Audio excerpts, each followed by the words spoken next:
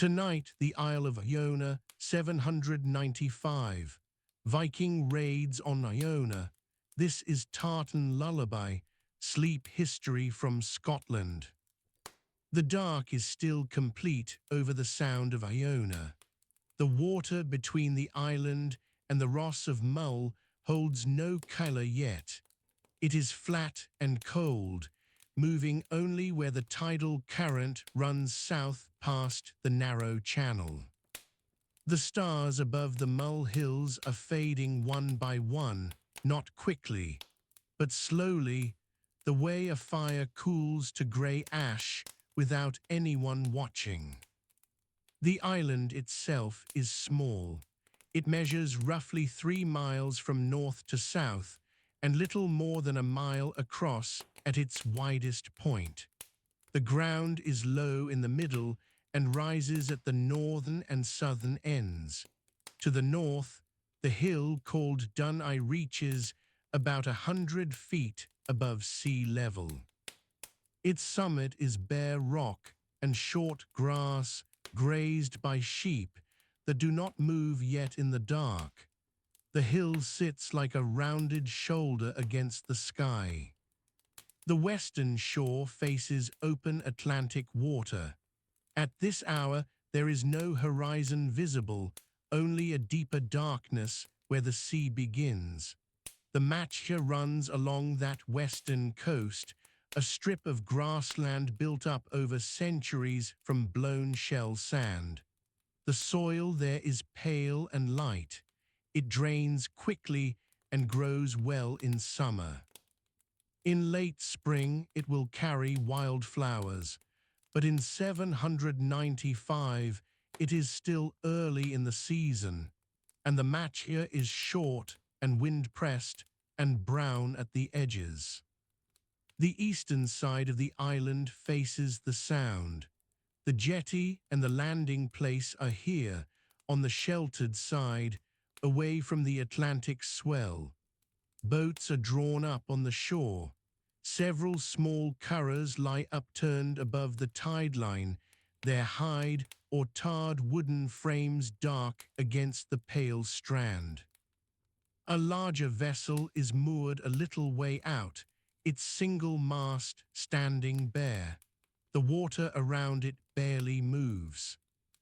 The monastery stands toward the southern part of the island's eastern shore, set back slightly from the landing. The buildings are not grand in the way a later stone cathedral would be. The church is built of wood and thatch, with some stonework at the base of its walls. It has stood here since the time of Columba, who founded the settlement in 563, though the buildings have been repaired and rebuilt in the years since. The roof is low. The walls are thick at the ground. Smoke has stained the thatch above the central ridge almost black. Around the church stand the other buildings of the monastic enclosure. A circular bank of earth and stone marks the outer boundary of the vallum, the enclosing earthwork that separates the sacred ground from the land beyond. The vallum is not high, perhaps the height of a man's chest in places. Grass grows over it. In the dark it reads as a shadow, a low continuous line that separates the monastery from the fields and the shore. Inside the vallum there are several smaller buildings. The guest house stands near the entrance. The refectory, where the monks eat, is a long, low structure with a beaten earth floor. The scriptorium, where manuscripts are copied by lamplight, occupies a separate building slightly apart from the others. The monks' cells are small, each one barely large enough for a sleeping place and a stool. They are arranged not in long rows but individually, scattered within the enclosure, each a separate round or rectangular structure of wattle or rough stone. The abbot at this time is a man responsible for the community's spiritual and practical life both. The community numbers perhaps several dozen monks, along with workers and lay brothers who tend the fields and boats and animals. In 795, the monastery is well established, over 200 years old in its foundation. It has already produced gospels and manuscripts of considerable refinement. The Book of Kells is believed to have been begun here, or at least to have connections to the Iona scriptorium, though it will not be completed in these years. The smell of the morning is salt and wet grass and cold stone. There is a faint trace of peat smoke from the fire in the guest house, which is kept burning low through the night. The monks keep a night office, and some have only recently returned to their cells after the hour of vigils, the night prayer sung in the small hours before any light appears. They lie on straw pallets covered with rough woolen blankets.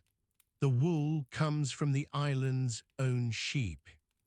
It is undyed in most cases, the natural grey and brown of the fleece. The monks wear habits of undyed wool as well. The garment is a long tunic reaching to the knee or below, belted at the waist with a leather strap. Over it goes a hooded outer cloak, the cucula, which serves against the wind and the rain. Footwear is a simple leather shoe, thin-soled, tied at the ankle. In winter and early spring, the cold comes through the stone floors of the church and the cells, and the monks are accustomed to it. They do not complain of it in any record that survives. The birds begin before the light. Oyster catchers are the first loud voice, their piping cry carrying from the shore before any grey has entered the eastern sky. They move along the tide line on the Soundside beach, probing the wet sand. Herring gulls begin soon after, calling from the rocks above the strand. A corncrake in the hay meadow to the north of the enclosure makes its dry, repetitive sound. The meadow will not be cut until high summer, and the grass is long enough now to hide a man lying down. There is a small stream that runs from the center of the island toward the east coast, draining the lower ground between Dun Eye and the southern hills. It is not wide, barely more than a foot across in dry weather. In spring, it runs higher, carrying peach-brown water down to the Sound. The monks use it for drinking water and for rinsing. A stone basin near the church entrance catches the runoff from the roof during rain and holds water for washing. In the morning, the surface of the basin will carry a film of cold. The fields surrounding the monastery are under cultivation. The monks grow oats on the lower ground, where the soil is deeper. They also grow some barley, and in sheltered patches, kale and leeks, and other vegetables in small garden plots near the refectory. The oat crop is the most important. Ground meal mixed with water and cooked over the fire is the basis of most meals. It is eaten as a thick porridge, sometimes with a little dried fish or salt added. The monks observe a plain diet. Meat is eaten rarely, and then only by the sick or by guests. Fish is plentiful. The waters around Iona carry herring and cod and saithe. The monks fish from the curraghs in the Sound, using nets and lines. The catch is dried on wooden frames near the shore or salted down in wooden barrels. Seal is also taken occasionally for its oil as much as its meat. The oil is used in lamps. The monastery's lamps are small stone or clay vessels with a wick of twisted plant fiber. They give a low, steady light, enough to read a page held close in the scriptorium. The scriptorium will begin work after the morning office, which is called Lauds, and which is sung at first light. The scribes work by whatever light comes through the small high windows, supplemented by the oil lamps when the sky is grey, which in early spring it often is. The manuscripts they produce are made on vellum, which is prepared from calf or sheep skin, scraped thin and stretched on frames to dry. The preparation of vellum is done in a separate work area outside the main enclosure.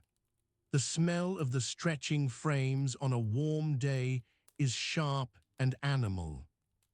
The ink used in the scriptorium is iron gall ink, made from oak galls dissolved in water with iron salts and a binding agent such as gum arabic. The color is dark brown to black when dry.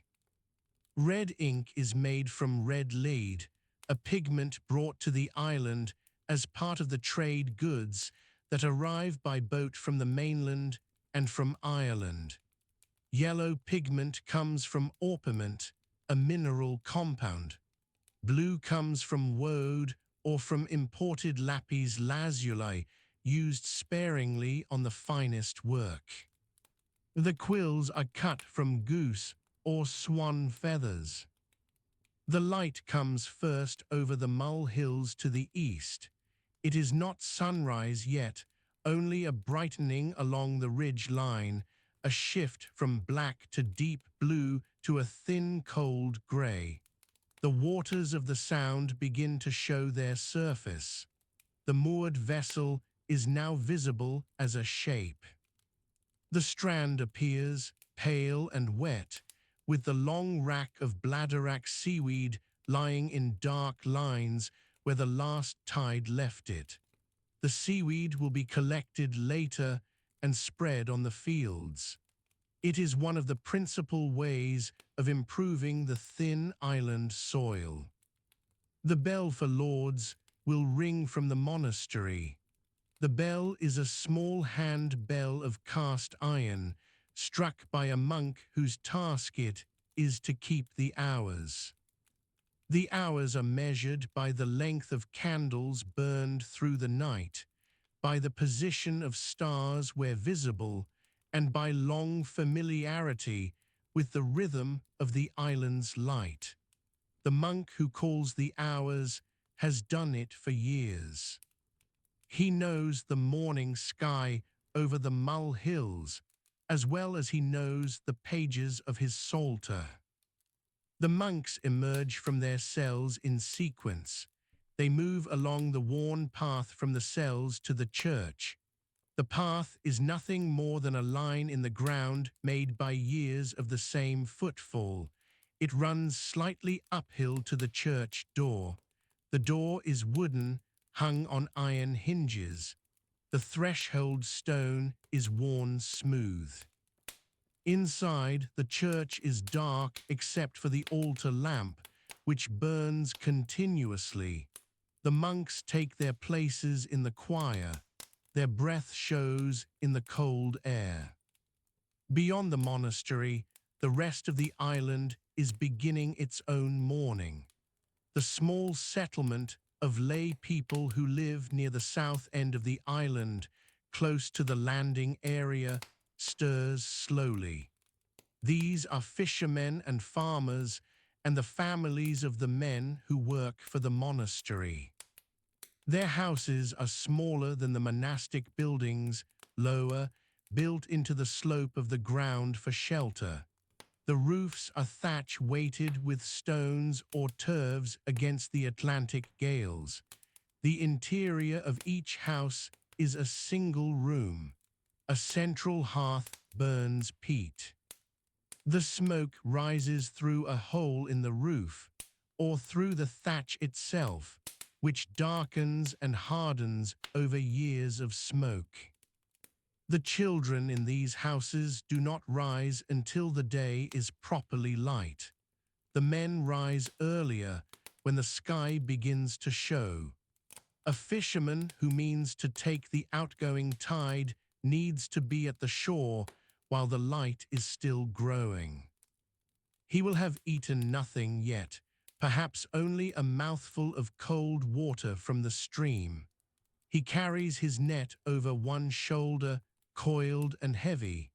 His shoes are the same as the monk's shoes, thin leather, already wet from the dew on the grass as he walks down to the strand. The peat banks are on the higher ground to the north and west of the island's center.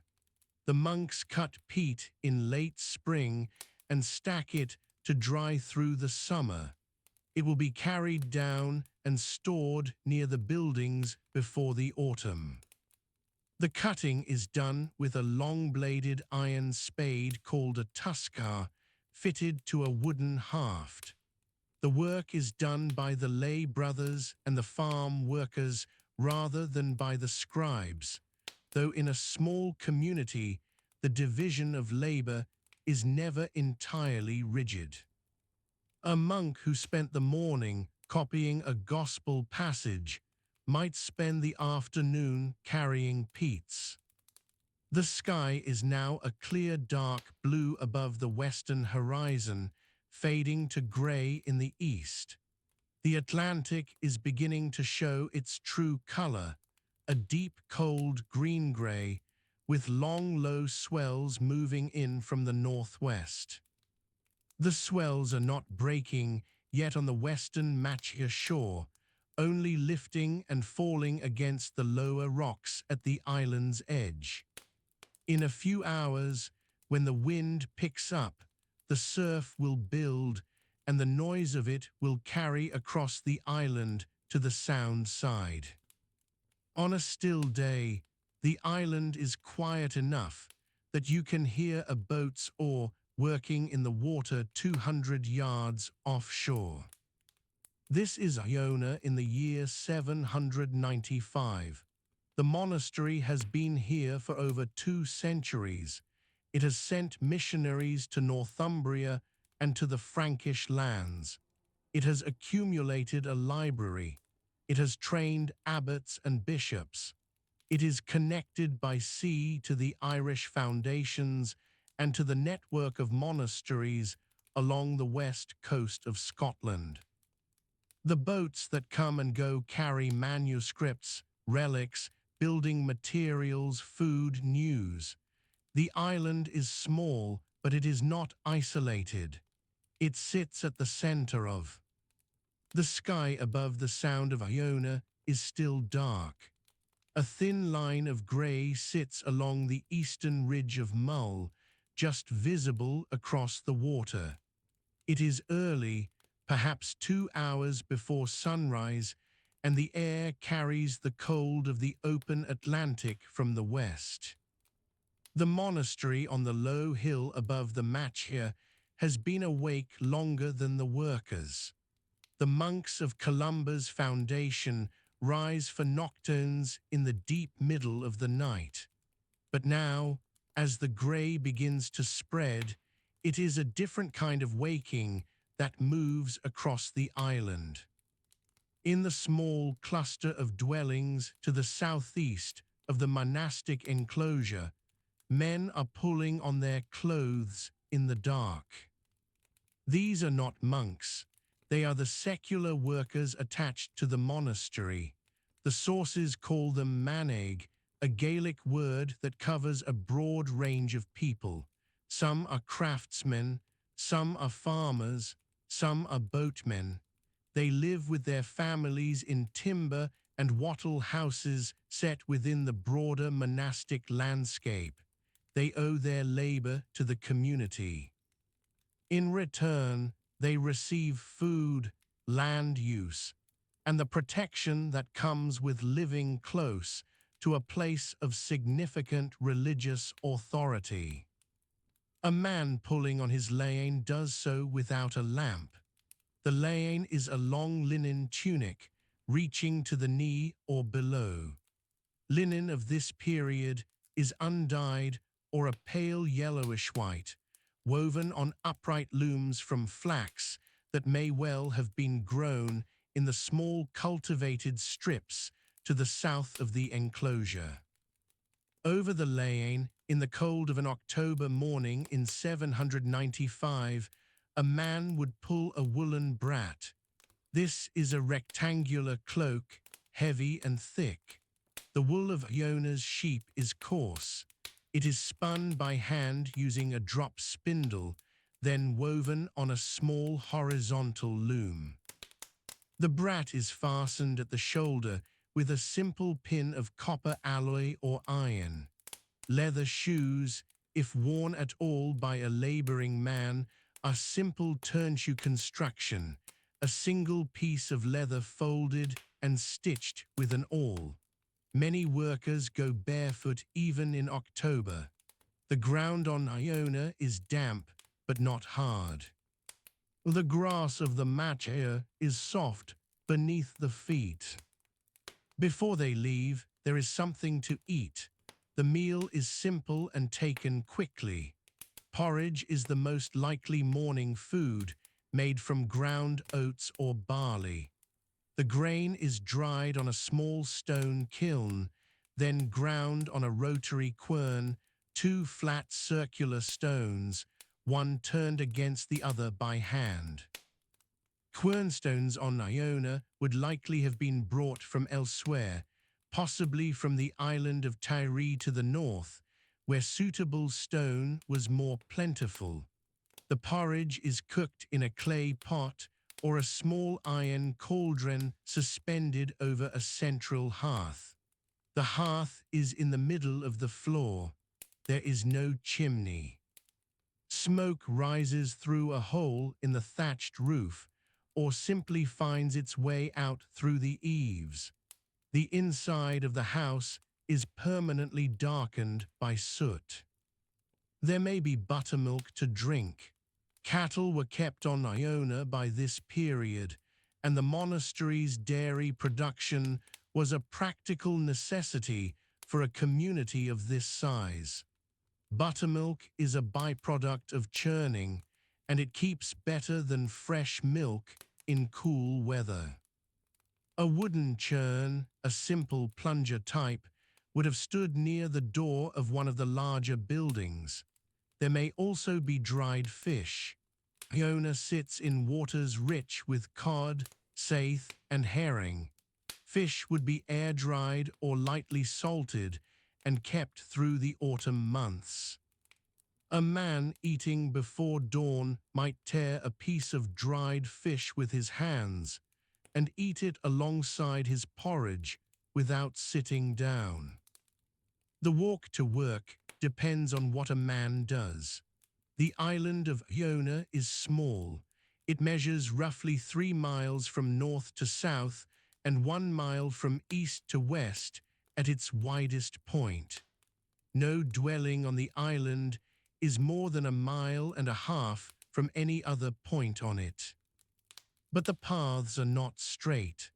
The island's interior rises into low rocky ridges, and the ground between the Machia to the west and the eastern shoreline is crossed by streams and areas of boggy ground. A man walks carefully in the dark. He knows the route by memory. The smiths walk to the forge. There is good evidence for metalworking within and around the early medieval monastery at Iona. An iron furnace requires consistent management. A smith's working day begins with tending the fire, bringing it back to temperature using bellows made from animal hide stretched over a wooden frame. The bellows force air through a clay-lined tire, a nozzle set into the base of the furnace, raising the heat to the point where iron can be worked. The iron itself is not smelted on Iona. There is no iron ore of significance on the island. The iron arrives as blooms or as finished bar stock brought by boat from the mainland or from trading contacts further afield. The smith works what he has. He shapes tools. He repairs hinges and fittings for the monastery's buildings.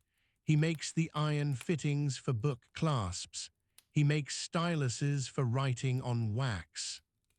He makes nails and pins and small knives with narrow tangs set into bone or antler handles. The scriptorium workers are a different class entirely. They are monks, not maneg, but the craftsmen who support their work are not. A man who prepares vellum is a skilled laborer. Vellum is calf or sheep skin soaked in water, scraped on a wooden frame while wet, then dried under tension. The scraping is done with a lunellum, a curved iron blade. The work requires attention and patience. Scraping too hard in one place thins the skin unevenly. The finished vellum must be smooth and consistent. One poorly prepared skin wastes days of an illuminator's work. The men who do this scraping are craftsmen in the full sense of the word, even if their names were never written down. The boat workers are among the first to move toward the eastern shore. The small harbor on the east side of Iona, facing the Sound, is where most movement in and out of the island takes place. In 795, this harbor is not a constructed thing. It is a natural shelving of rock and shingle where a boat can be pulled above the tide line. The boats used in this period are curras, vessels of wooden lath frames covered in treated animal hide. They are light enough for 2 men to carry. They are also substantial enough to cross open water. Adamnan, writing about Columba more than a century before this year, describes frequent crossings between Iona and the mainland of Argyll, a crossing of roughly 12 miles across open water. A boat worker checking a curragh in the early morning is looking for damage to the hide covering. The hide is treated with animal fat or tallow to keep it flexible and to reduce water absorption. Salt water degrades the hide over time. The stitching along the seams requires regular inspection. An awl and a length of waxed sinew are among the tools a boat worker keeps close. The wooden frame beneath is made from ash or hazel, bent into shape using heat and lashed at joints with rawhide. There are no metal fittings in a curragh of this period. The entire vessel is organic material, and the entire vessel must be maintained as such. To the south of the monastic enclosure, the agricultural workers are already moving toward the infield. The infield is the most intensively cultivated land on the island. It lies on the lower ground near the monastery where the soil is deepest. This soil on Iona is thin in most places, a dark peaty loam over the underlying Lewisian gneiss. Where the Machia extends along the western shore, wind-blown shell sand has enriched the ground, pushing the pH up and allowing better grain growth. Barley is the principal crop. Oats are grown as well. Both crops would have been harvested in August or September, and the work of early October is post-harvest work. Turning the soil, removing stones, cutting back the edges of the rigs where grass encroaches. The ard is the primary tillage tool on Iona in 795. It is not a true plough. It does not turn the soil over. It scores a furrow through it. The ard is pulled by oxen, two animals yoked together with a wooden yoke resting across their necks. The frame of the ard is wood, with an iron tip or share at the point where it meets the ground. Working a small field with an ard takes time.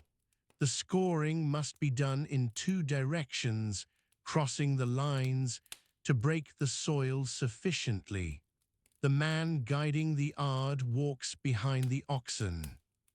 He keeps the line straight using a distant marker, a rock, or a post. His boots, if he has them, are quickly muddied. Beyond tillage, the island produces hay from its grassland areas for winter fodder. The cattle must be fed through the months when the pasture is poor. Hay is cut in summer and stored in ricks or in small stone-walled enclosures near the animal shelters. By October, the hay is in store, but a worker may still be moving it, redistributing it, or assessing what remains. Cattle on Iona in this period are small by later standards. They are the native Celtic shorthorn type, dark in color, sturdy. They are kept close to the buildings in the worst winter months. The herdsmen begin their day by counting. They move from the shelter of the stone-walled enclosure to the open ground with a stick or staff, watching for any animal that has moved in the night, checking the legs and eyes of the cattle, looking for the signs of illness that could spread quickly through a small herd. The herd on Iona is not large. The island cannot support many animals through winter. Some animals may have been slaughtered in late October or November, the meat salted and stored. This is not a brutal fact, but a practical one. Winter feeding capacity on a small Atlantic island in the 8th century has hard limits. The tanner works at some distance from the other buildings. The process of tanning hide produces a strong smell. On a small island with limited space, the tanner's working area is placed where the prevailing wind carries the smell away from the dwelling houses. The west wind on Iona is nearly constant. The tanner works on the eastern side of the settlement. Hides from slaughtered cattle and from the ongoing supply of sheep are soaked in pits or wooden troughs. Oak bark is the tanning agent. Oak does not grow naturally on Iona, but small quantities of oak bark could be imported or gathered from the mainland. The process takes months. A hide in a tannage pit in October 795 may have been placed there in spring. The leather produced is used for shoes, for the bellows of the smith, for the covering of currahs, and for the straps, bags, and bindings used throughout the community. A carpenter rises with the others. Timber is a significant resource on a small island with limited tree cover. Iona's natural woodland by this period is sparse. There are references in sources associated with the monastery to timber being brought by boat from the forests of the mainland. A carpenter works what he has. He shapes roof timbers, door frames, and the furniture of the monastic buildings. He cuts mortise joints with a narrow iron chisel. He smooths surfaces with an iron plane or an adze. He drills holes with a small iron auger turned by hand. His shavings and offcuts are saved for the hearth. Nothing is wasted. The stone workers are among the most visible craftsmen on Iona by this period. The freestanding stone crosses for which Iona became significant were being carved in this era. The crosses are made from local Iona marble and from a chlorite schist brought from a specific outcrop on the island's southwestern edge. A mason working stone in the early morning works by the first light coming over the ridge to the east. He uses an iron point and a mallet. The mallet is wood, heavy-headed. The iron point is resharpened frequently at the smith's forge. The interlace patterns carved into these stones require careful setting out before the cutting begins. The layout is done with a straight edge of wood and a small iron compass. A scratch line is made in the stone surface first. The cutting follows the scratch. The work is slow and the work is cold in October. Closer to the shore, a fisherman is already in the water, not swimming. He stands in the shallows at the edge of the tidal zone, holding a small hand net. The net is made from plant fiber cord, knotted into a mesh, and weighted at the lower edge with small stones or fired clay weights. The weights keep the lower edge of the net below the surface as it is pulled through the water. Saith and small pollock move in the shallows around the island in the early morning. A man standing still in the water, pulling the net slowly behind him, can take enough fish for a day's eating in the time before the light fully arrives. The water is cold. The Atlantic even in summer is cold. In October it is colder still. But the man stands in it, holding his net, watching the surface of the water for movement just below. The morning light comes in low across the Sound of Iona. It moves over the water from the east, from the direction of Mull, and it reaches the island slowly. The tide is on its way out. The wet sand at the northern shore catches the light and holds it flat and grey. The monks have already been awake for several hours. The day at the monastery of Iona began before dawn. The first office, vigils, was sung in the dark, around 2 in the morning. The brothers rose from their sleeping cells, walked in silence along the stone path to the church, and stood in their places. Their breath showed in the cold air. The church at this time was not the stone cathedral that would come centuries later. It was built largely of oak timber, with a thatched roof, set into the ground of the ridge that runs through the center of the island. The main work of this community in 795 was the production of manuscripts. This was not a secondary occupation. It was the reason the monastery existed in the form it did. Columba had established the community on Iona in 563, and in the 2 centuries that followed, the scriptorium had become the most important room on the island.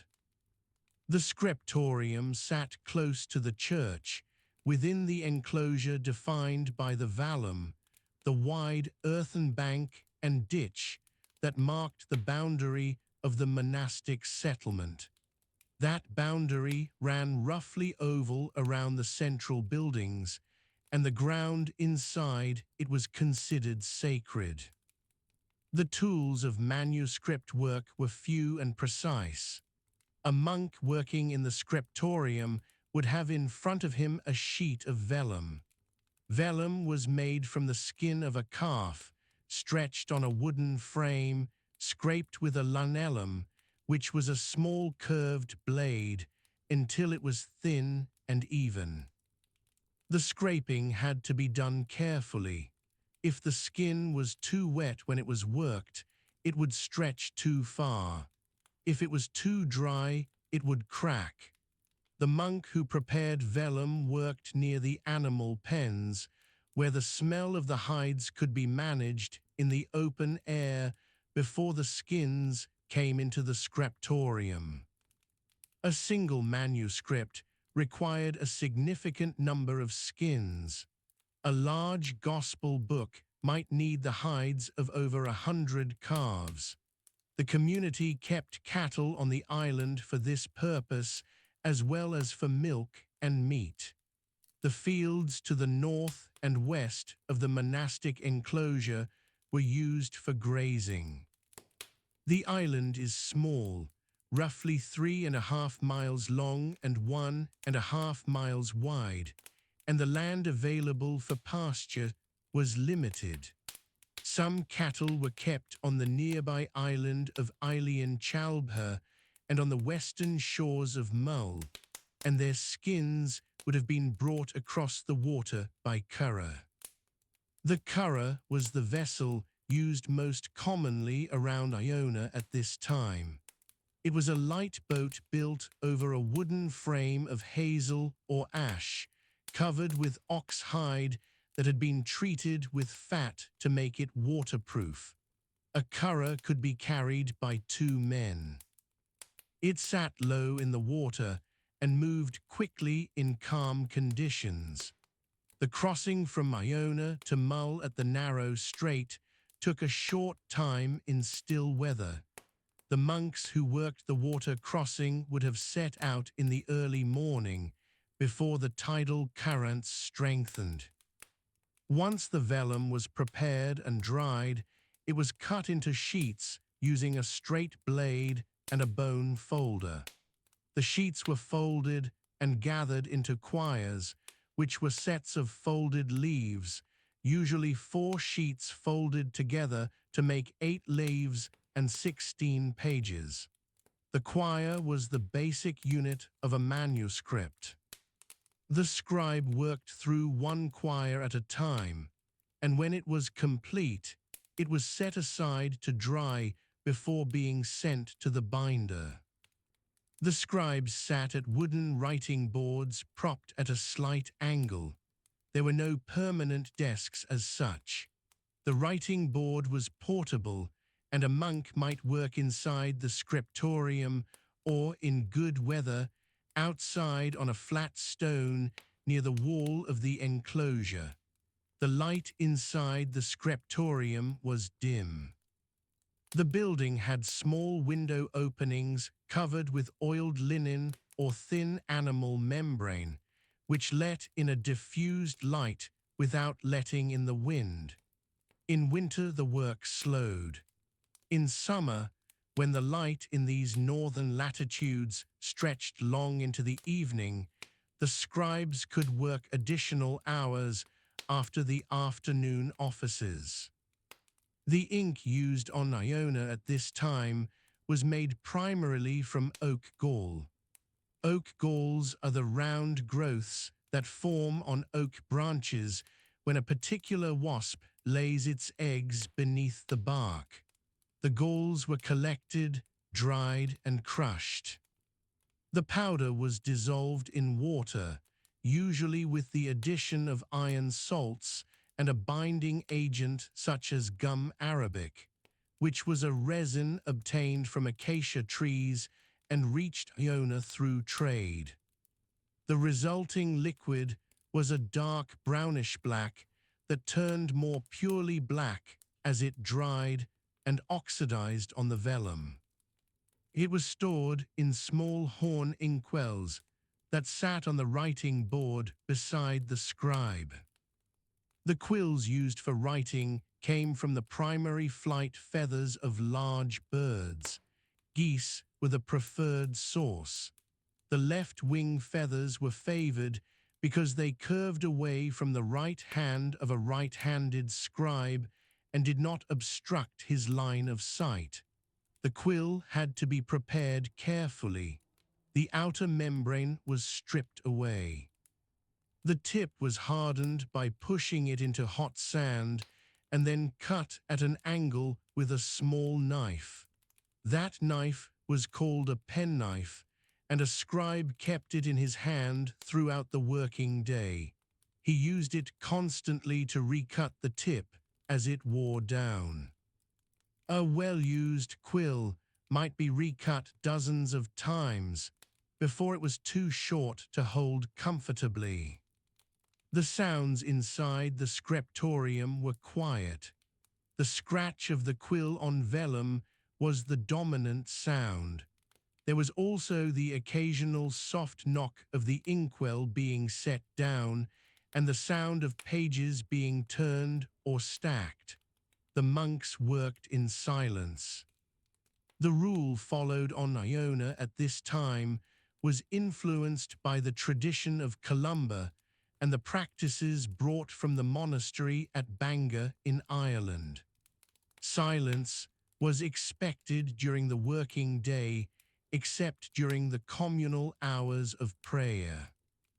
Outside the scriptorium, the rest of the day carried different sounds. The cattle moved on the western ground. The wind came in off the Atlantic almost constantly.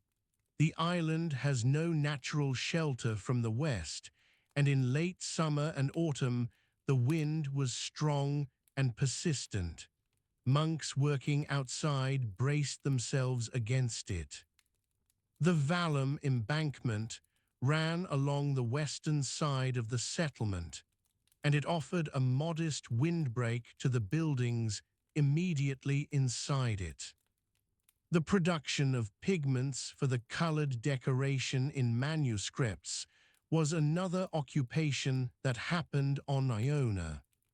The illumination of pages, the large decorative letters, the carpet pages, the portraits of the evangelists required colors that were not found locally. Blue came from lapis lazuli, a mineral that originated in the mountains of what is now Afghanistan and arrived in Ireland and Scotland through a long network of trade via the Mediterranean and the Western Sea routes. Red and orange came from red lead, which was a processed lead compound, and from a dye made from Kermes insects found in Mediterranean countries. Yellow came from orpiment, an arsenic compound. Green came from verdigris, copper treated with vinegar. These materials were ground on a stone pallet using a muller, which was a rounded grinding stone held in the hand. The ground pigment was then mixed with a binder, usually egg white or a diluted gum, to produce a paint that would adhere to the vellum without cracking. A monk working with these substances would have known the hazards. Orpiment, the yellow pigment, was highly toxic. Manuscripts from this period sometimes show evidence that scribes were aware of the danger, as the material was handled with care and kept separate from the others. The tools of the illuminator were different from those of the scribe. The illuminator used finer quills, cut to very narrow points, and also small brushes made from the hairs of soft animals, possibly the tail hair of squirrels or the fur of small mammals available on the island. The finest lines in the surviving manuscripts of this period show a control of the hand that required both excellent tools and long practice. Young monks would have spent years doing preparatory work before being allowed to contribute to a significant book. The manuscript work was not silent in terms of its intellectual content. A scribe copying a text was engaged with it at a deep level. On Iona, the texts being copied in 795 included the four Gospels, the Psalms, collections of lives of saints, letters, and works of computation, particularly the computus, which was the mathematical system used to calculate the date of Easter and other movable feasts. The computus was a serious concern in the church at this time because different traditions used different methods, and correct calculation was considered a matter of ecclesiastical importance. The day was marked by 7 offices. These were vigils, lauds, prime, terce, sext, nun, vespers, and complin. Each required the brothers to stop work, walk to the church, and sing or recite the relevant psalms and prayers. The church bell rang to mark each hour. Between the offices, the monks returned to their work. The working periods between offices were called intervals, and their length varied with the season and the time of day. At terce, mid-morning, the monks might have taken a small amount of food. The main meal of the day came after none, around mid-afternoon. The food on Iona in 795 was simple. Bread was baked in the kitchen building from grain grown in the island's fields. The ground to the south of the monastic enclosure, toward the lower end of the island, was cultivated. The crop grown was primarily bera, which is a form of barley tolerant of the thin, acidic soil and the Atlantic weather. Bera was ground in a hand quern, a circular stone mill turned by hand, though there may also have been a small horizontal mill on one of the streams running down from the central ridge. The flour it produced was coarse. The bread made from it was dense and flat. Fish were available. The waters around Iona were rich.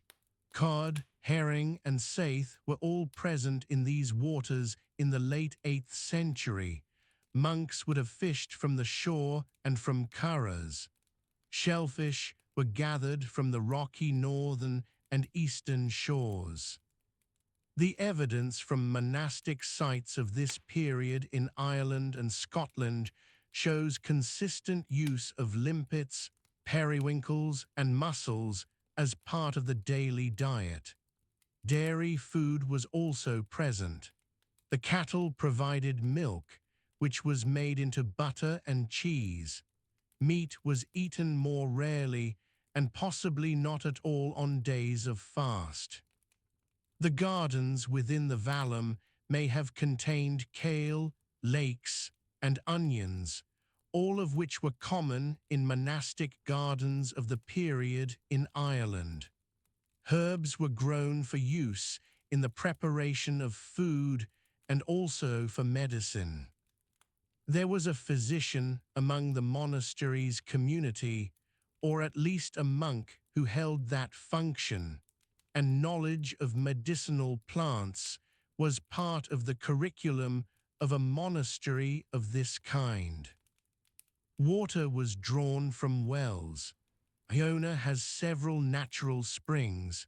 One ran near the monastic enclosure, and it would have been the primary source of clean water for the community. Cooking was done over open fires in a kitchen building set apart from the main church and sleeping cells. The separation was partly practical because of the fire risk and partly organizational, keeping the work of the kitchen from disrupting the quieter parts of the enclosure. The sleeping arrangements on Iona at this time placed monks in individual cells rather than a communal dormitory. This was consistent with the Irish monastic tradition from which Iona's community derived. The cells were small structures, roughly circular or subrectangular in plan, built of stone and turf with low walls and a simple timber or turf roof. They were clustered within the northern part of the enclosure, above the slope that ran down toward the shore. Each monk had a sleeping mat, a rough blanket, and possibly a small wooden box for personal items. Clothing was simple and functional. The monks wore a tunic of undyed wool reaching to the knee or lower, belted at the waist, and a hood. Over this they wore a broader outer garment, the cowl. Footwear was leather sandals or simple leather shoes. The wool came from the sheep kept on the island and on nearby grazing land. Shearing, spinning, and weaving were all tasks carried out within the community. Some monks were assigned specifically to textile work, and the looms used at this period were vertical warp-weighted looms, where the warp threads hung down from a horizontal beam and were held taut by clay or stone weights along the bottom. The north shore of the island, now called Traig Emhor, was the landing place for boats arriving from the east.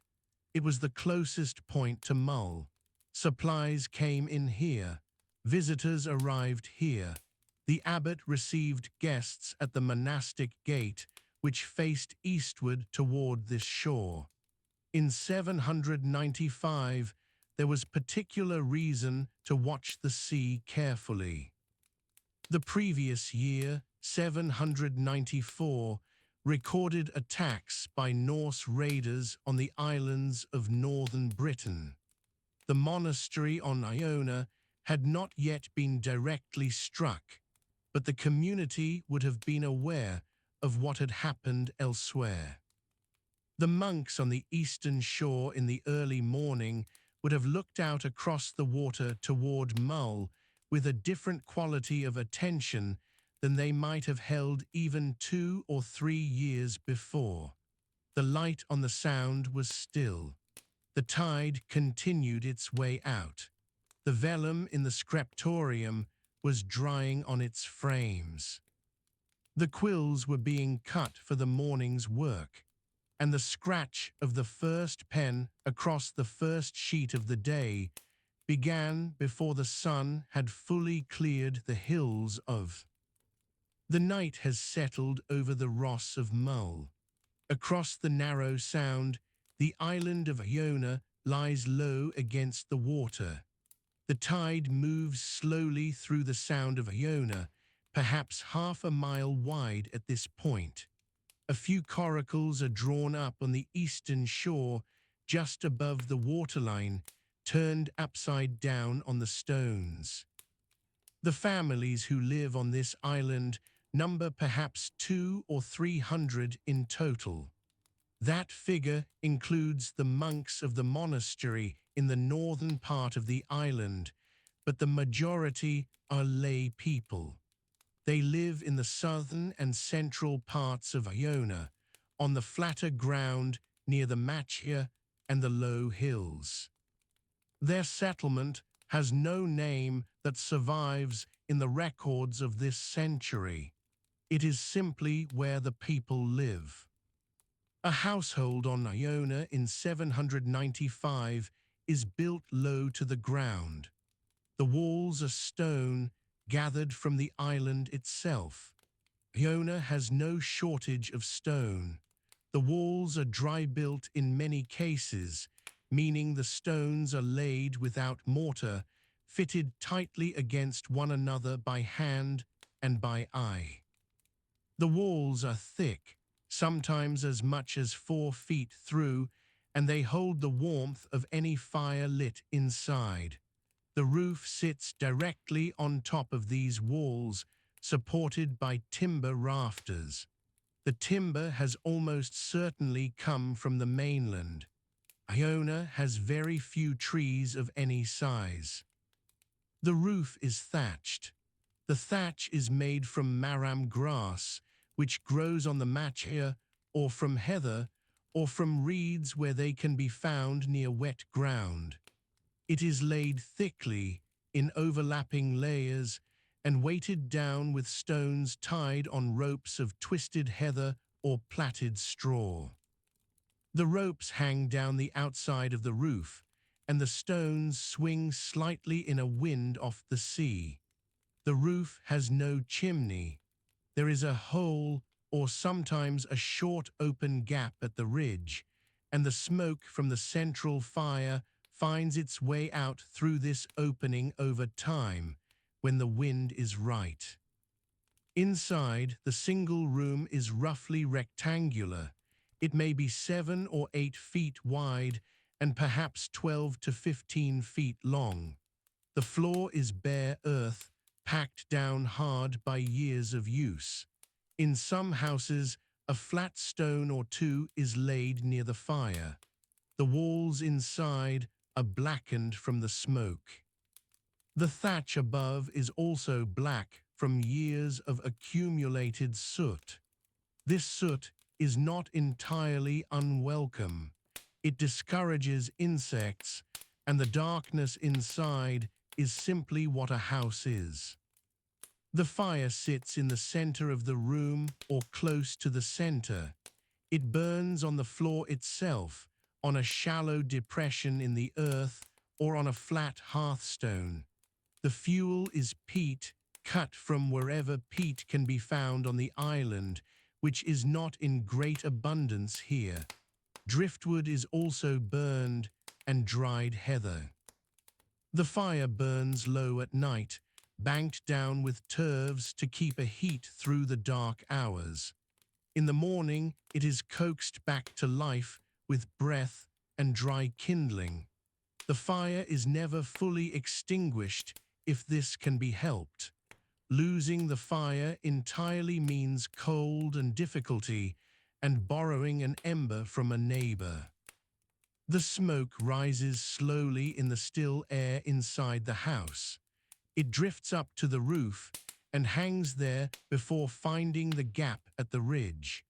In wet weather, the smoke can back up and fill the room entirely at eye level. The family sitting or lying on the floor breathes below the worst of it. This is understood and managed. The doorway is low, perhaps 5 feet high, and opens directly onto the outside with no porch or enclosed entry. The door itself, if there is one, is made of planks of wood, hinged or simply laned into place. In summer, the door is often left open during the day to let light and air in. There is no window, or perhaps one very small opening in the wall, covered with a piece of cured animal hide stretched thin enough to let in a dim light. The interior of the house in daylight is dark by any modern measure. The family knows every inch of the room by touch as much as sight. In the evening, after the autumn days shorten, a small lamp may be lit.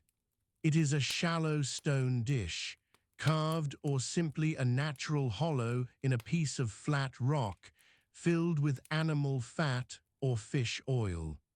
A rush or a piece of twisted fiber serves as a wick. It gives a small, steady, yellowish light, enough to see hands working close by. One lamp is sufficient for the household. Sleeping arrangements take up much of the interior space. There are no separate beds in the sense of raised frames with legs. The family sleeps on the floor, on a layer of dried heather or bracken spread along one side of the room. This layer of heather acts as a mattress of a kind. It is springy when fresh and compresses slowly over weeks. It is replaced when it becomes too flat and damp. Animal hides are laid over the heather for warmth. Wool blankets also exist, woven on small hand looms. The family sleeps close together for warmth. Parents and young children share the same sleeping area. Older children are arranged nearby.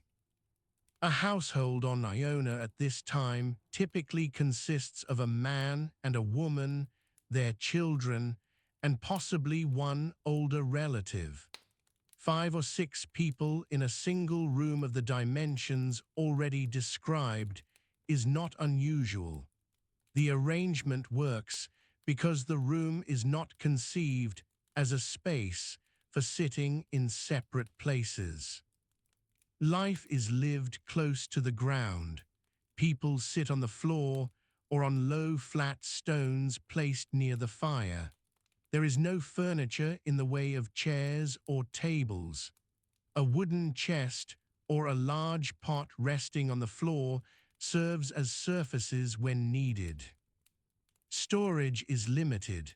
There may be a few clay pots made on the mainland and brought across or traded for. There are wooden bowls hollowed from a single piece of timber. There are horn spoons. There are bags made of leather or of woven cloth, hung from pegs driven into the wall or from the lower rafters. Grain is kept in a sealed pot or in a bag placed as high and dry as possible. Salt fish can be hung from the rafters, where the smoke helps to preserve it further. The food that a family eats through the year is simple and consistent. Oats are the grain of Iona. Small fields on the flatter ground of the island are cultivated with a light wooden plough pulled by cattle, or turned by hand with a spade made from wood tipped with iron, or sometimes from a flat stone. The oats are harvested in late summer and dried before storing. They are ground by hand on a quernstone, a flat circular stone that sits on the floor. One stone rotates on top of another. A handful of oats fed into the hole at the center becomes rough flour beneath the grinding stone. This flour is mixed with water and cooked on a flat stone by the fire into a thin cake, or made into a thick porridge in a clay or iron pot, suspended over the heat on a chain or tripod of stones. Barley is also grown, though in smaller quantities than oats. It can be used for bread or for a thin ale. The ale brewed in a household like this is low in strength and cloudy. It is drunk regularly, including by children, because it is safer than standing water in certain conditions. Milk is available when cattle or goats are producing. A family on Iona likely keeps 1 or 2 cattle and perhaps a small number of goats. The milk is drunk fresh or allowed to curdle into a soft cheese. Butter is made by agitating milk in a bag or a simple vessel. Salt is precious and is used to preserve butter for longer storage. The sea provides a great deal. Iona sits in water rich with fish. Cod, saithe, and herring are all present in the surrounding waters. Fishing is done from small wooden boats or from coracles on calmer days close to the shore. A coracle is a lightweight vessel made of a wooden frame covered with animal hide, sealed with fat. It is carried by one person and sits very low in the water. Line fishing is done from such boats, with hooks made from bone or iron. Nets are also used. They are made from twisted plant fiber or from wool cord, weighted at the bottom with small stones and held up by wooden floats. Shellfish are gathered from the rocks along the shore. Limpets are particularly important. They are pulled from the rocks at low tide using a flat blade. They are eaten raw or placed on a hot stone near the fire and cooked briefly. Crabs and winkles are also gathered. Seaweed is collected and eaten directly or used to add flavor to a pot. Dulse, a red seaweed, is eaten dried or cooked. The shore at low tide is a place of regular, unhurried work, especially for children and older members of the household. Children on Iona in 795 are put to work early.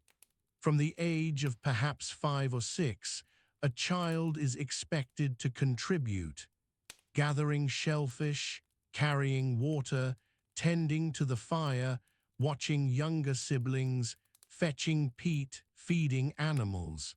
These are not burdens assigned reluctantly. They are simply the shape of daily life, and a child learns them without formal instruction. The older children assist with fieldwork during planting and harvest. Boys may go out with the men on fishing trips when the weather is calm. Girls learn the skills of spinning and weaving from their mothers or grandmothers. Spinning is done with a drop spindle. This is a weighted stick with a small stone or clay disc fitted near the lower end to provide momentum. The spinner draws wool from a bundle held on a distaff, which may be a stick tucked under the arm. The spindle is set spinning, drops, and twists the wool into thread as it falls. This can be done while walking, while watching children, while standing outside the house in the afternoon light. Thread produced this way is then wound onto a small loom. The loom in a household like this is an upright warp-weighted loom, meaning the vertical threads are kept taut by small stone weights hanging from their lower ends. The weaver passes horizontal threads through by hand using a small wooden shuttle. Cloth produced in this way is wool, and it is rough but warm. It is naturally undyed in most cases, showing the grey, brown, or white of the sheep's original fleece. Garments are simple. A man wears a long tunic, belted at the waist with a strip of leather. Over this in cold, whether he wears a heavier woolen cloak or plaid, which is a length of cloth draped over one shoulder and pinned in place. Women wear a similar long tunic and a wrapped overdress. Children wear smaller versions of adult clothing. Leather shoes or boots exist, made from hide cured with oak bark or brain tanning methods. They are simple in construction, the leather wrapped and stitched around the foot with no separate sole of great thickness. Many people and most children go barefoot in the milder months. The household's animals are of considerable importance. The cattle are small by later standards, dark-coated, with short legs suited to rough ground. They are kept partly inside during the worst of winter, sometimes in the same building as the family or in a low attached shelter sharing one wall with the house. This brings warmth into the dwelling and means the animals can be watched and cared for in bad weather without going out into the cold. The smell and noise of cattle in close proximity is simply part of winter inside a house like this. Goats are more adaptable than cattle and survive better on the thin grazing of the machia and the hillsides. Sheep are kept too. A few pigs may be kept near the house, fed on scraps. Pigs are practical animals in a settlement of this kind. They eat almost anything and produce meat quickly. A pig killed in late autumn and salted down in a clay pot or a wooden barrel represents a significant store of food for the darker months. The household possessions of a family on Iona in 795 are few in number. An iron knife is among the most valued. Iron is not made on the island. It comes from the mainland by trade or gift. A blade that holds an edge, that can cut food, cut leather, cut wood, clean a fish, is used every day and kept carefully. A leather sheath protects it. A whetstone, a flat piece of grit stone, is used to maintain the edge. The stone is found locally or traded for. Dogs live with most households.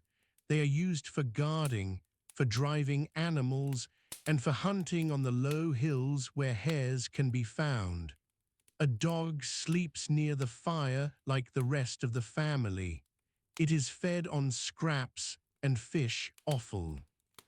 It is not given a great deal of sentiment in the surviving record, but its usefulness is beyond question. A dog that barks at the approach of a stranger in the night. The torches in the abbey church had burned low by Compline. The monks of Iona moved through the dark in single file, their sandaled feet familiar with every stone of the path between the dormitory and the church door. It was late in the year 795. The wind off the Atlantic pressed against the western wall of the enclosure, and the sound of the sea was constant, the way silence is constant in other places. Iona is a small island. It measures roughly 3 miles from north to south and 1.5 miles at its widest point.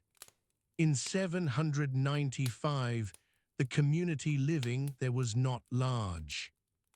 The monastic familia, the monks and their dependents, numbered perhaps 150 people in total, including the lay workers, the craftsmen, and the farming families who worked the land attached to the monastery. Beyond the monastic enclosure, there were ordinary households. These were people who fished, who kept cattle, who cut peat from the low ground in the eastern part of the island. The monastery itself stood near the eastern shore, facing the Sound of Iona and the longer green slope of the Ross of Mull beyond it. The church was timber-framed, not yet the stone structure that would come in later centuries. The vallum, the great ditch and bank that marked the boundary of the sacred enclosure, was clearly visible as a low ridge curving around the monastic buildings. Inside it were the church, the abbot's house, the guest house, the writing room, the kiln, the kitchen, and the workshops where metal was worked and vellum was prepared.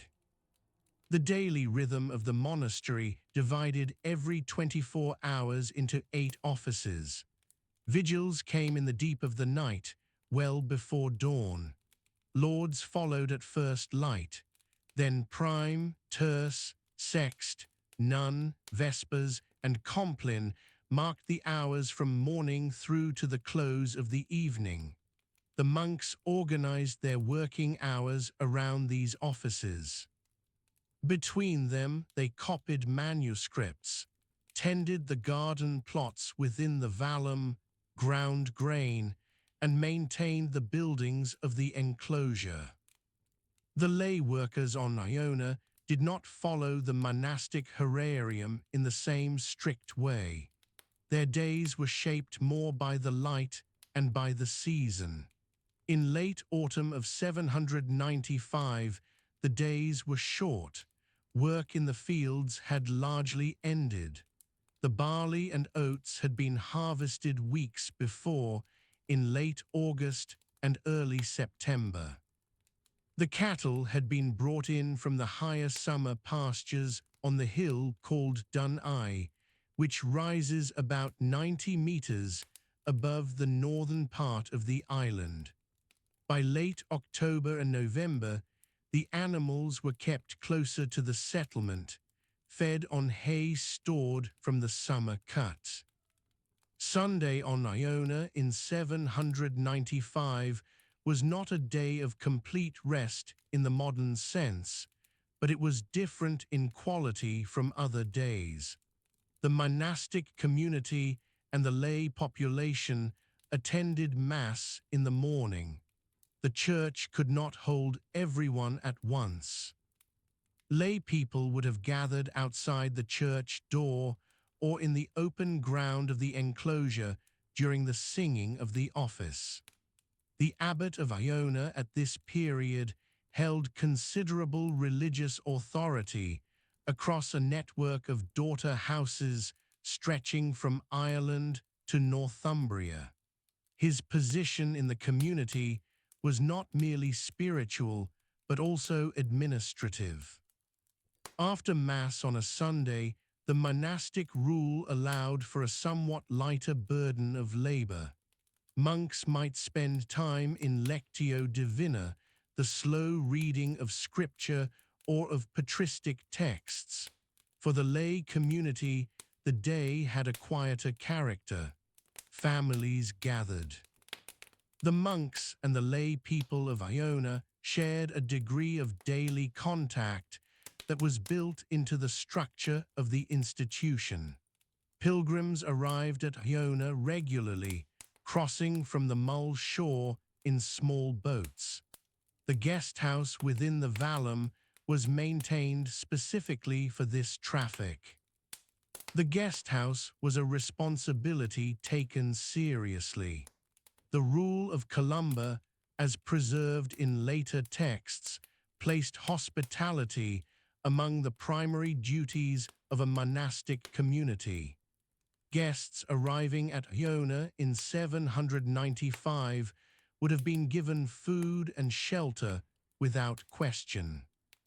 A pilgrim arriving on a Sunday might receive bread, some dried fish, perhaps a dish of kale or lakes grown in the kitchen garden. The diet at Iona was plain. Meat from cattle was eaten only occasionally. Fish from the surrounding sea was more common, and shellfish were gathered from the rocky shoreline on the western coast of the island. The feast days of the church calendar brought a different quality of gathering. The major feasts, Christmas, Easter, Pentecost, and the Feast of Columba himself on the 9th of June drew pilgrims and visitors from the surrounding islands and from the Scottish mainland. The Feast of Columba was the most significant local celebration. Columba had founded the monastery on Iona in 563. His memory was central to the identity of the community. His relics were kept within the church. On his feast day, the entire community, monks and laity together, would have marked the occasion with a longer liturgy, additional prayers, and a somewhat more generous meal than was common on ordinary days. The sound of the bell called people to the church. The bell tower at Iona in this period was not a stone structure. The bell itself, a small iron hand bell of the kind known from Irish and Scottish monastic sites, would have been rung by a monk at each of the canonical hours. The sound carried across the enclosure and into the surrounding settlement. People working in the fields or on the shore knew the hours of the day by the bell. It organized time for the whole community, not only for the monks. Markets on Iona in 795 were not markets in the later medieval sense. There was no market cross, no designated market day in the commercial tradition. Exchange happened within the framework of the monastic economy. The monastery received tribute and renders of food from the territories under its authority. These territories included lands on the Scottish mainland and in Ireland. Boats arrived at the Iona shore carrying grain, cattle, leather, and other goods given as renders to the church. The distribution of these goods supported the community of monks and the lay workers attached to it. Local exchange between the farming families on Iona itself would have been informal. A family with surplus butter in autumn might exchange it with a neighbor who had extra peat. A fisherman who had landed a good catch might trade some of his fish for grain. This kind of direct exchange did not require a marketplace. It happened at the door of a house, or on the shore, or at the edge of a field.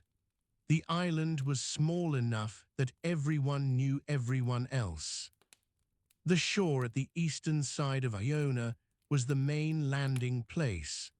Boats coming from Mull would cross the sound, which is less than a mile wide at the narrowest point, and pull up onto the beach. In 795, these were predominantly small wooden boats, hide-covered curraghs in some cases, and larger plank-built vessels for heavier cargoes. The monks of Iona maintained their own boats. Sea travel was essential to the life of the community. Monks moved between Iona and the daughter houses on a regular basis. The abbot traveled, messengers were sent, books and altar vessels were carried by sea. The craft workers within the monastic enclosure included metal workers, leather workers, and those who prepared vellum. The preparation of vellum required the skins of calves or sheep, soaked and stretched and scraped. A single large manuscript required dozens of skins. The Book of Kells, associated with the Iona scriptorium, though its completion belongs to a later date, gives some sense of the scale of production that the community was capable of. In 795, the scriptorium on Iona was almost certainly still producing manuscripts of high quality. The penmen worked in the daylight hours. Artificial light from tallow candles or rush lights was used, but natural light was preferred for fine work. The writing room would have faced east or south to catch the morning and midday sun. Pigments for illumination came from a variety of sources. Blue came from woad grown locally or imported. Red came from red laid or from kermes, yellow from orpiment. The monks who prepared these pigments and mixed them with binding agents of gum arabic or white of egg were doing skilled chemical work, though they would not have used that word. The agricultural land of Iona in 795 was concentrated on the lower ground, particularly the central valley running north to south between Dun Eye and the southern Machia. The Machia itself, the flat ground behind the western beach, was lighter soil useful for grazing. The heavier ground near the eastern shore and in the valley was ploughed with a light ard, a simple wooden plough without a mould board, dragged by oxen. The furrows it made were shallow. The fields were small, bounded by stone clearance cairns rather than formal walls. The crops grown on Iona were oats and barley. Oats were hardier in the wet Atlantic climate. Barley was also grown for brewing. The monastery produced ale. Ale was a staple drink for the whole community, monks and lay workers alike. Water from streams on the island was drunk, but ale provided calories and was safer where water quality was uncertain. Bread was baked from the ground grain. The grinding was done on rotary querns, stone hand mills, by the lay workers. The kiln on the monastery site was used for drying grain before grinding. Clothing on Iona in 795 followed the pattern common to monastic communities in the Irish tradition. Monks wore a tunic of undyed wool, reaching to the knee or below, with a hood. Over this, they might wear a larger outer garment, a cloak pinned at the shoulder with a simple iron or bronze pin. The lay workers and farming families dressed similarly, in woolen garments made from the fleece of local sheep. The sheep on Iona and the surrounding islands were a small, hardy breed, closer to the Soie sheep still found on St. Kilda than to modern commercial breeds. The women of the lay community on Iona did the spinning and weaving. Wool was carded, spun on a drop spindle, and woven on an upright loom. A single length of cloth for a garment might take several days to produce. The garments were worn until they wore through. Leather was used for shoes, simple turn shoes stitched with an awl, and for straps and bags. Bone needles were used for sewing. The material culture of the community was close-worked, and nothing was wasted. Fuel on Iona came from peat cut on the lower boggy ground in the eastern and northern parts of the island. The cutting happened in spring, and the dried peat was stacked for winter use. Wood was scarcer. The island in 795 had little natural woodland remaining, though some scrubby growth in sheltered hollows provided hazel and willow for basketwork and tool handles. Driftwood collected from the shore was used. Larger timber for building had to be brought from the mainland, from the forests of Argyll, carried by boat across the Sound. The gathering places of the community were few and practical. The church was the primary communal space.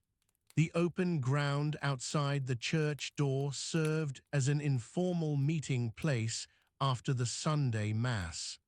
The shore at the eastern landing was another node of gathering, particularly when boats arrived. News came with boats. A vessel arriving from Ireland in late autumn of 795 might carry word of raids, of deaths, of decisions made at synods in Armagh or in Clonmacnoise. The community on Iona was not isolated. It was connected to a wide network, and information moved through that network continuously. The abbot's house stood within the enclosure. It was separate from the monk's dormitory. The abbot received guests there, held conversations with visiting clergy, and managed the administrative business of the parochia, the network of monasteries under Iona's authority. In 795, the abbot was a man operating within a tradition that stretched back to Columba and forward into an uncertain future. That same year, the first recorded Viking raid on Iona took place. The community that had maintained its rhythm of prayer and work and hospitality for over 2 centuries encountered, that year, a violence that would reshape the next decades of its life. The monks continued to ring the bell after the raid. The offices did not cease. The agricultural work of autumn continued. Families on the island still ground their grain and dried their peat and mended their nets for winter fishing. the rhythm of the week, and the year was not broken in a single season. It bent and adjusted and continued. The Feast of Columba in June would come again, as it always had, drawing pilgrims across the grey water of the Sound in small boats, bringing them to the shore of an island that was, by the measure of its age and its purpose, already very old. The bell would ring at sext, and the monks would pause in their work, and the Sound would cross the enclosure and reach the fields and the shore beyond, where the lay people of the island. The sea was flat that evening. A thin light still held above the ridge of Mull to the east, pale and grey, the colour of pewter left out in the cold. Iona sat low against that light. From a distance, it appeared almost level with the water, a narrow shelf of land, perhaps 3 miles long and barely a mile and a half across at its widest point. The Atlantic lay open to the west. There was nothing between the island's shore and the coast of Labrador but water. The ground itself was ancient. The rock beneath Iona's soil was some of the oldest in the known world, Lewisian gneiss, grey and pink and streaked, worn smooth by ice, and then by the sea's long patience. In 795, nobody on the island had a name for that rock or a theory about its age. They simply built with it, leaned against it, walked across it. It was the ground. It was what there was. The western shore that year was not the same shore a traveller would find a generation later. The sand dunes along the western Machia were still growing. They had been extending southward for several decades, driven by the prevailing winds off the Atlantic. In the year 760 or thereabouts, a man walking the western edge of the island would have found a shorter stretch of dune grass and a wider reach of bare strand. By 795, those dunes had thickened. The marram grass had taken hold more firmly, binding the sand into low mounds that caught the wind and held it. The Machia behind them, the flat, shell-enriched grassland that sat just inland from the dunes, had expanded accordingly. That Machia was not moorland. It was something rarer and more particular. The soil there was made largely from crushed shell, blown inland over centuries and mixed with the thin, peaty earth beneath. It was alkaline where most of the island's ground was acid. In early summer, it would carry flowers in numbers almost difficult to account for.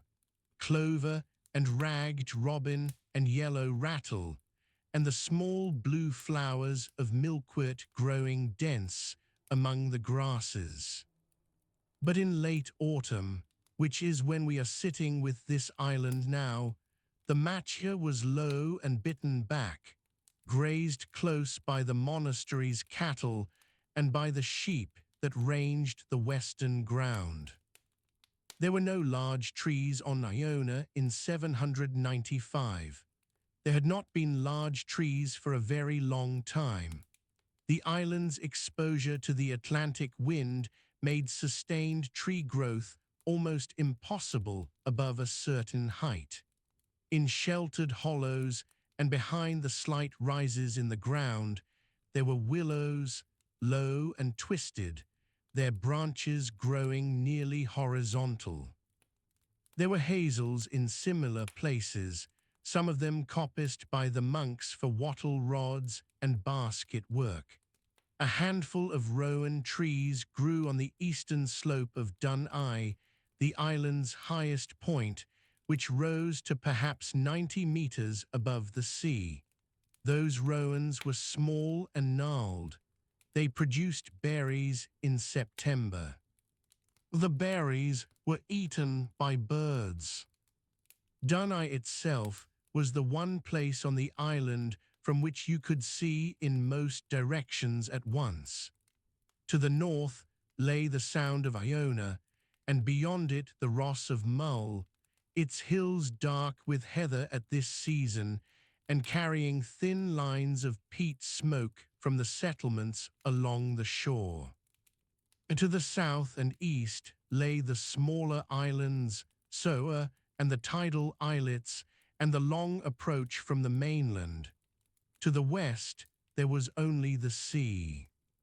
Standing on Dunai on a clear evening in late October 795, a monk would have been able to see the Treshnish Isles to the northwest, low humps on the water, and on the clearest days, the outline of Colonsay further south. What he would not have seen, because there was nothing to see, was any sign of a large vessel. But that would change. It already had changed once earlier that same year. The ground between Dunai and the eastern shore was lower and wetter. A series of small locks and wet hollows ran through the interior of the island along roughly north to south lines, following the grain of the underlying rock.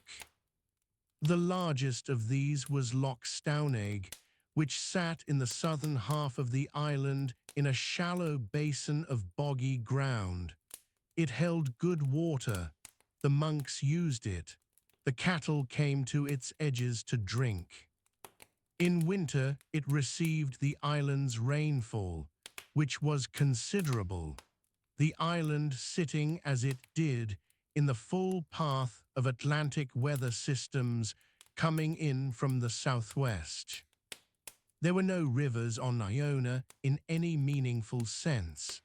The island was too small and too flat for the kind of sustained drainage channels that become rivers.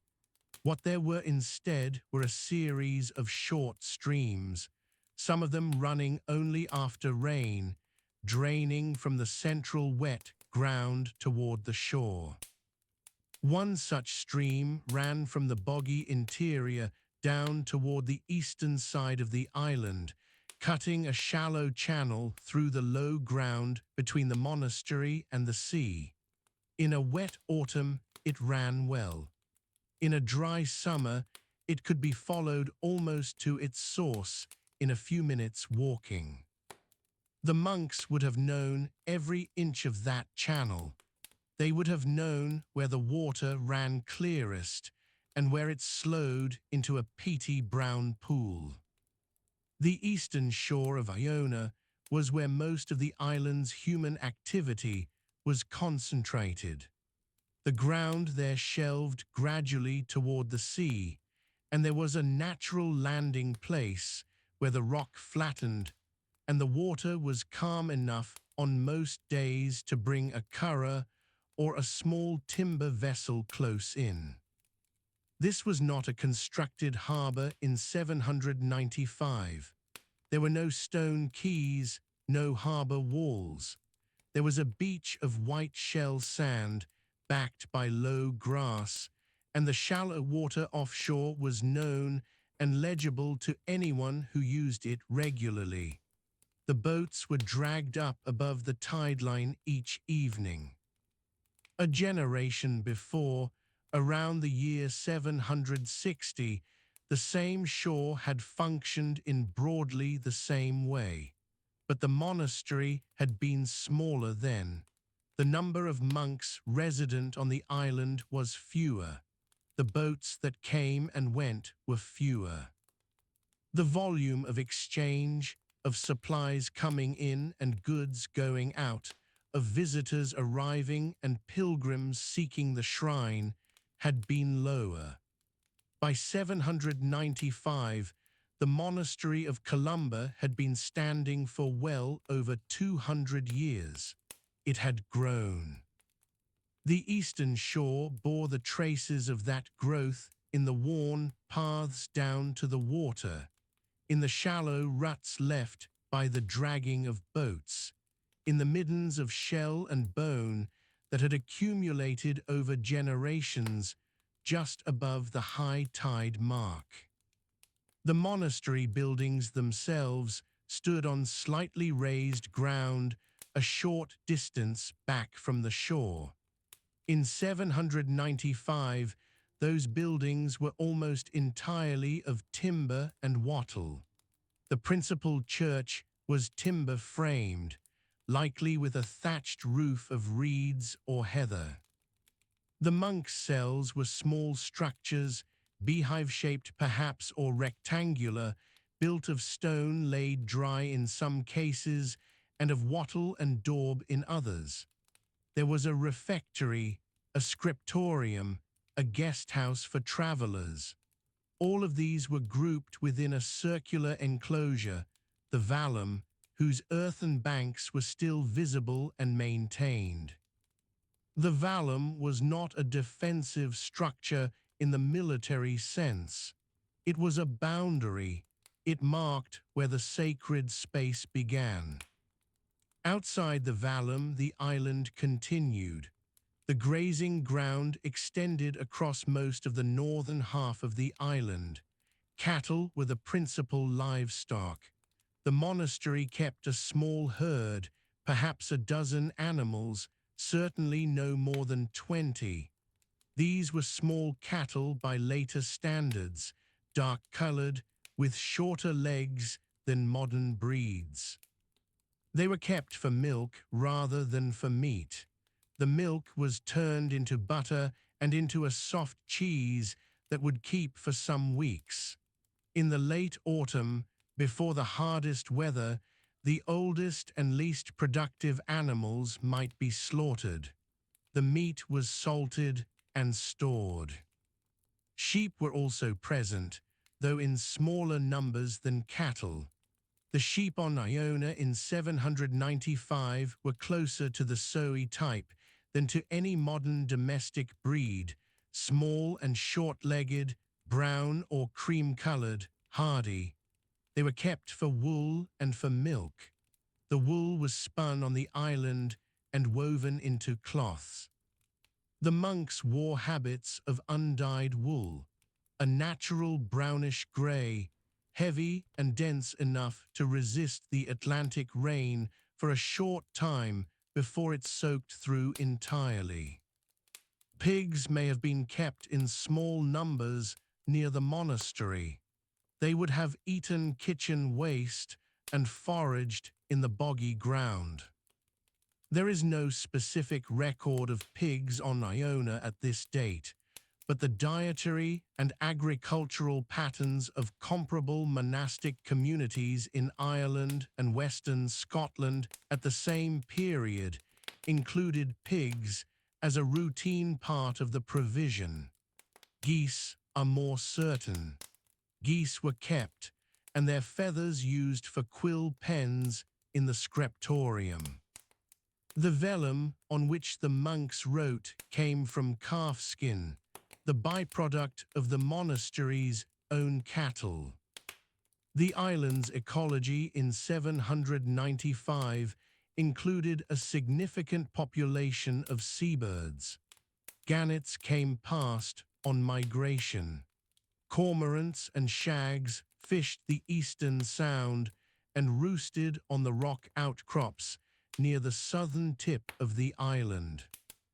Fulmars nested on the low cliffs of the western shore, though in the late 8th century the fulmars' range was more restricted than it would later become.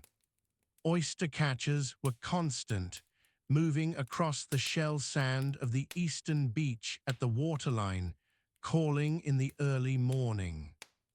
Grey seals hauled out on the flat rocks to the southwest of the island, on the skerry known later as Reilig Odrain's outliers. They were there every day. The monks were accustomed to them. The sea around Iona in October was cold and increasingly rough as the season turned. The water temperature in late autumn sat somewhere around 9 or 10 degrees Celsius. The fishing that the monks and the lay community associated with the monastery carried out was mostly inshore work. Lines were used rather than nets for much of it. Saithe and pollock could be taken from the rocky western shore on calm days. Herring came through the sound in autumn shoals, and a small net dragged from a curragh on a still evening could take enough fish to provide for the community for several days. The fish was smoked or salted.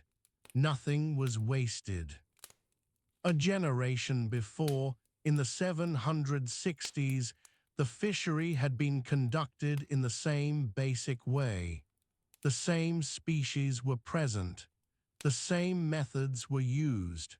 What had changed was the scale of the community that depended on the catch, and perhaps the condition of the inshore waters. There is some evidence from comparable locations around the Scottish coast that the latter half of the 8th century saw a period of somewhat cooler and wetter summers than the decades immediately before. If that pattern held for Iona, then the hay harvest on the island's small areas of cultivated ground would have been variable in those years. A wet August made haymaking difficult. Difficult haymaking meant thinner cattle going into winter. The cultivated ground on Iona was limited. The island's total area was just over 870 acres, and much of that was too rocky, too wet, or too exposed to be farmed. The arable plots were concentrated on the eastern side of the island, where the ground was slightly more sheltered and where centuries of manuring and working had improved the soil. Oats were the principal crop. They were grown in small rigs, narrow raised strips that helped drain the wet ground and concentrate the improved soil. Barley was also grown in smaller quantities. The grain was ground in a hand quern. There is no evidence of a horizontal water mill on Iona at this date, though such mills were known in Ireland and were in use on the Scottish mainland at comparable monasteries. The harvest of 795, if the autumn had come in dry, would have been brought in during August. The oats would have been cut with iron sickles, tied in sheaves, and stacked in small stooks across the rigs to dry.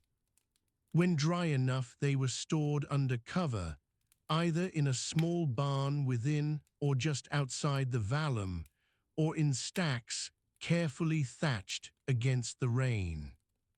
By October, with the harvest in, the rigs would be bare and slightly muddy, the stubble grazed by the cattle and the geese, the ground beginning its long wet rest through the winter months ahead.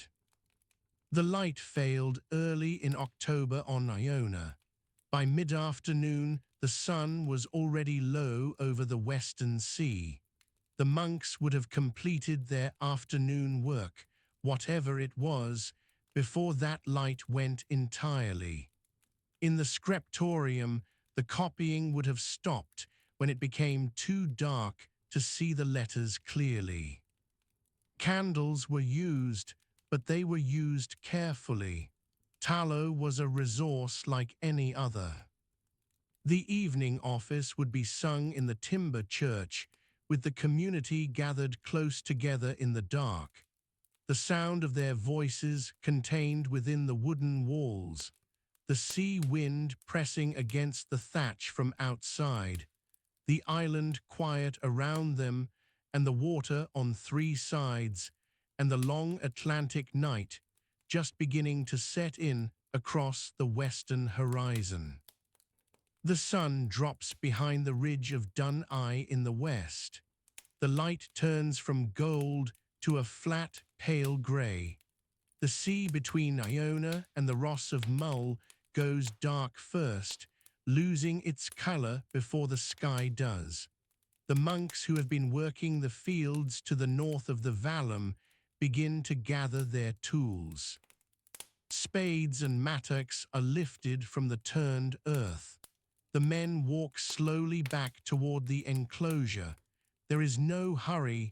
The bell for vespers has not yet rung. The island in 795 is small and exposed on every side. The Machia to the west stretches flat toward the Atlantic. Rough grass covers most of it, grazed short by cattle and by the monastery's sheep.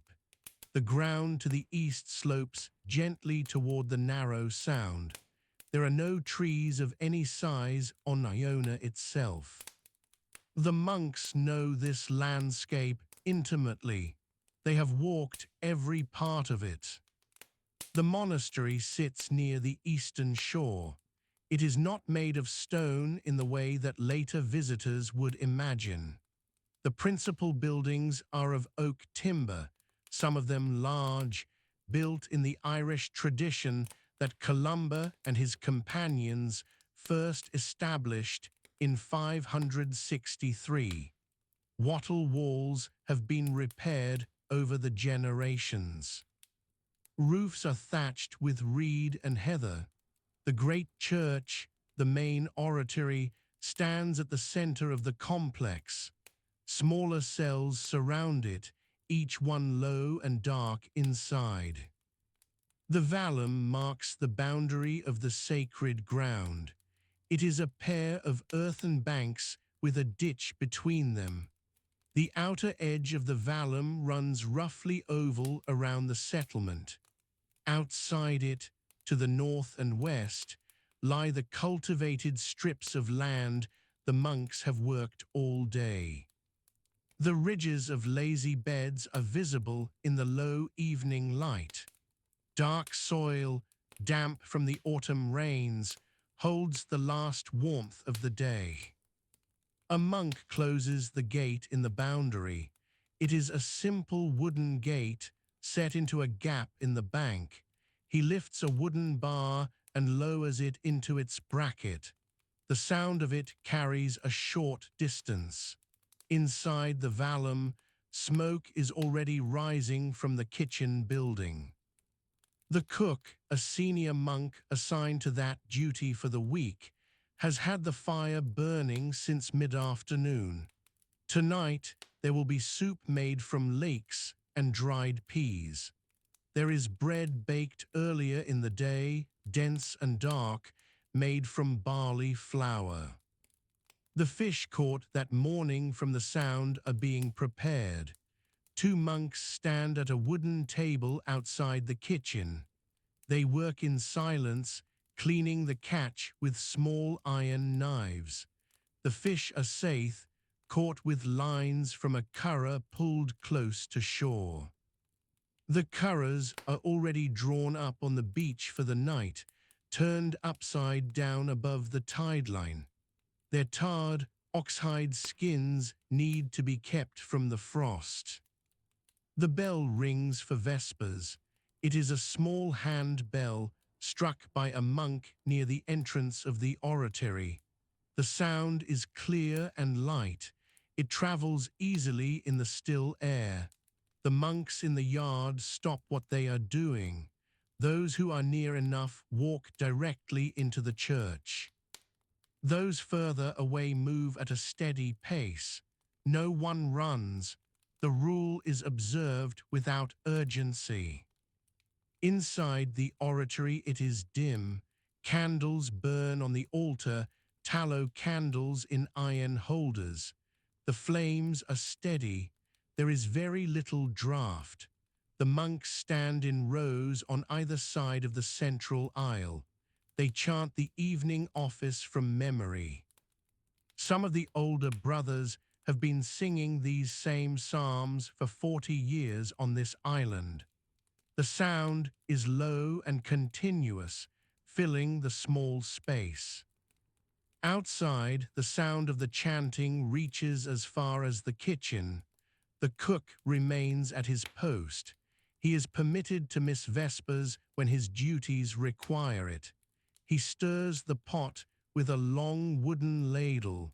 The fire under the iron cauldron gives off a steady heat. The smell of the soup fills the kitchen and drifts through the open door into the yard. The light is almost gone now from the western sky. A strip of pale color remains above the dark outline of the Atlantic horizon. The stars are beginning to show overhead. There is no moon yet. The island is very quiet except for the sound of the sea, which is always present. To the west, the Atlantic moves steadily against the Machka shore. The sound is a low, constant wash, unvarying, entirely familiar to everyone who lives here. A group of lay brothers finishes work near the north end of the island. They have been cutting peat from the bog above the beach at Port and F. Herbrage. The baskets are heavy.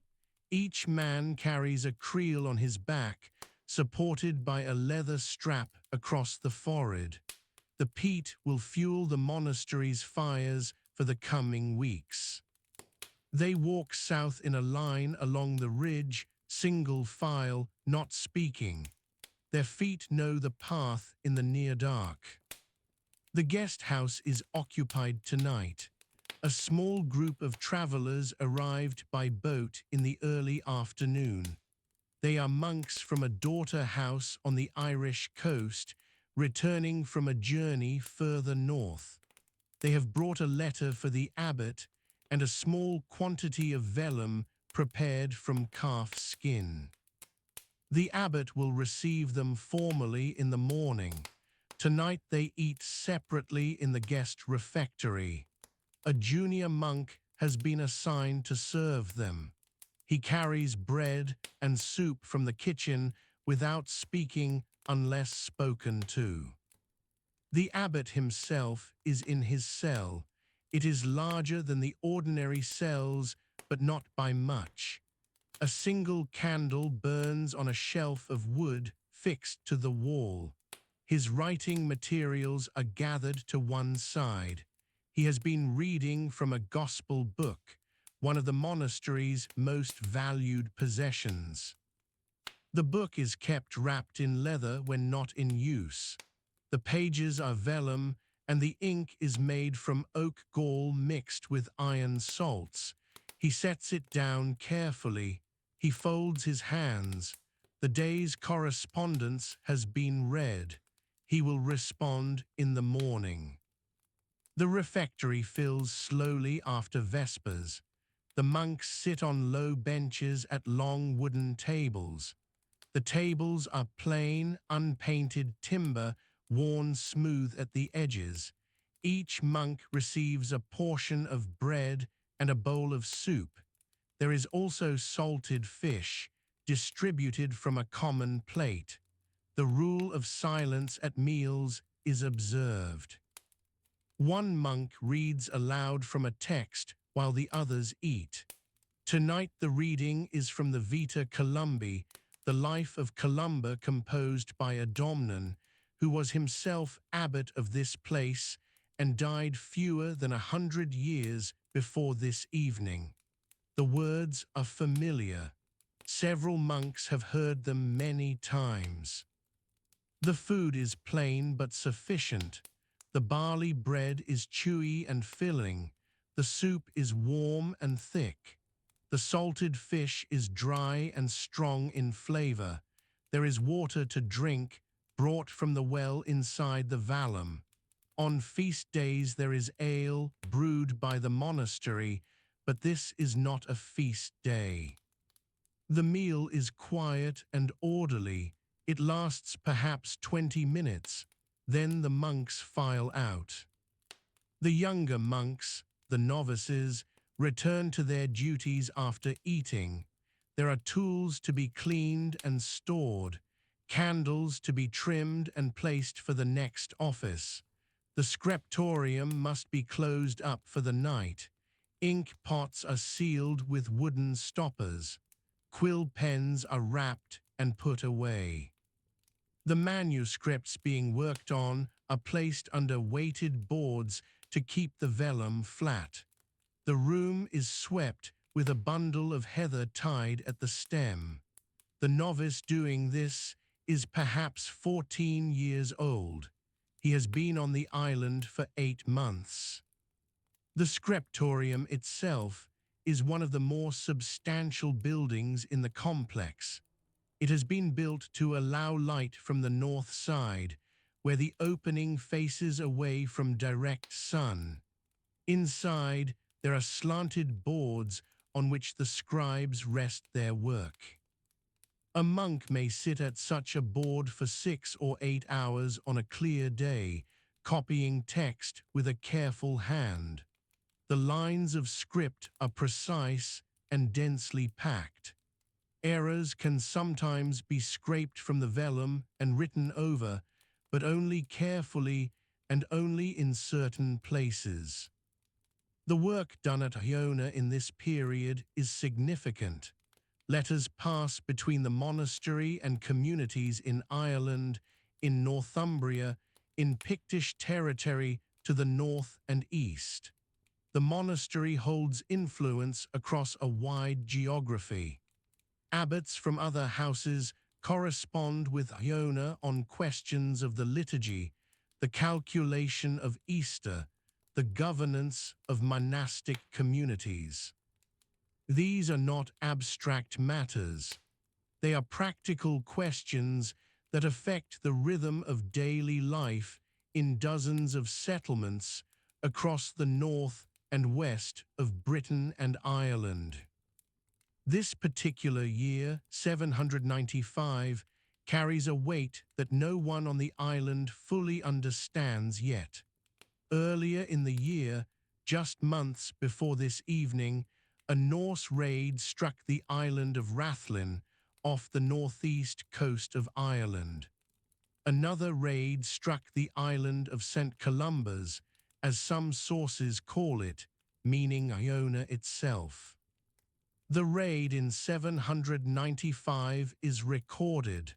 The monastery was burned, some monks were killed, and yet the monastery survived. Life continued. The evening continues. The damage from the raid earlier in the year is still visible in places. A section of the outer wattle fence along the northwest of the vallum has been repaired with new timber, paler in color than the old. The guest house was partly rebuilt. The work was done quickly in the summer months while the days were long. Several of the monks who worked those repairs are now eating their soup in silence in the refectory. They do not speak of what they saw. The Norsemen who came in 795 arrived in longships from the sea to the west. They came at dawn with the tide. They were fast and they were organized. The monastery had no walls of stone to shelter behind. The monks had no weapons. What could be carried was carried. What could be hidden was hidden. Some manuscripts were taken inland to the bog. Some were buried. The relics of Columba were moved. All of this happened quickly in the early morning light as the ships came into the shore. And now, months later, the routine has reasserted itself. The fields are tended. The fish are caught. The bells ring at the appointed hours. The psalms are chanted. This is the nature of the place. It does not recover because it is resilient in any grand sense. It recovers because the pattern of the day is stronger than the interruption. The hours fill themselves. The work continues. The Compline bell will ring soon. This is the last office of the day. After it, the great silence begins. No monk will speak until after the morning office. The cells will be dark. The fires in the kitchen will be banked low, covered with ash to preserve the embers until morning. The curras on the beach will rest upside down on the stones. The cattle in the enclosure to the south will stand still in the dark. The sea will continue its low, flat sound against every shore of the island. A monk walks the perimeter of the vallum. This is a nightly duty. He carries a small lamp, a simple clay dish with a wick floating in seal oil. The flame is low. It illuminates only a step or two in front of him. He walks slowly, checking the gate, checking the fence line. The ground is uneven under his feet. He has walked this path many hundreds of times. He knows every dip and stone. To the south of the monastery, the burial ground holds the grave of monks going back to the time of Columba himself. There are simple stone markers, some of them incised with a cross, some of them plain. The grass grows around them. In the dark, the markers are indistinguishable from the surrounding ground. A curlew calls somewhere to the west, a long descending note that fades into the sound of the sea. The monk with the lamp pauses, he listens, then he walks on. The kitchen fire settles under its covering of ash. The last warmth of the cooking fire holds in the stones around the hearth. The smell of the evening meal, the leeks and peas, and the faint salt of the fish lingers in the low space of the kitchen. The wooden ladle rests across the rim of the iron cauldron. The cook has gone to his cell. The kitchen is empty and still. Outside, the island is almost entirely dark, a faint grey light. The tide comes in slowly from the west. The sound it makes against the white shell sand of the bay is low and constant, a long breath drawn and released. There are no lamps burning on the shore. There are no lamps anywhere on Iona in 795. The island holds no glass, no oil refined for burning in any lantern of the kind that would come later. What light there is comes from fire, and most of that fire is already dying. The monks have kept the hours through the day. They rose before first light for vigils, that earliest of the canonical hours, and they said lauds as the sky above the Ross of Mull began to pale.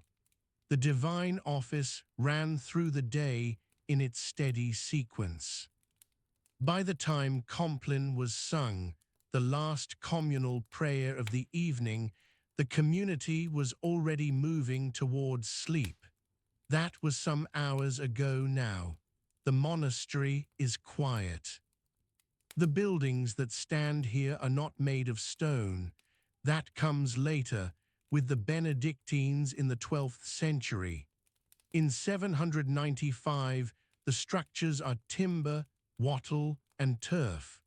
The church itself may have some worked stone in its foundations, but the monks' cells are small individual huts, each one barely large enough for a sleeping man. They are arranged within the vallum, the great curving earthwork that defines the monastic enclosure.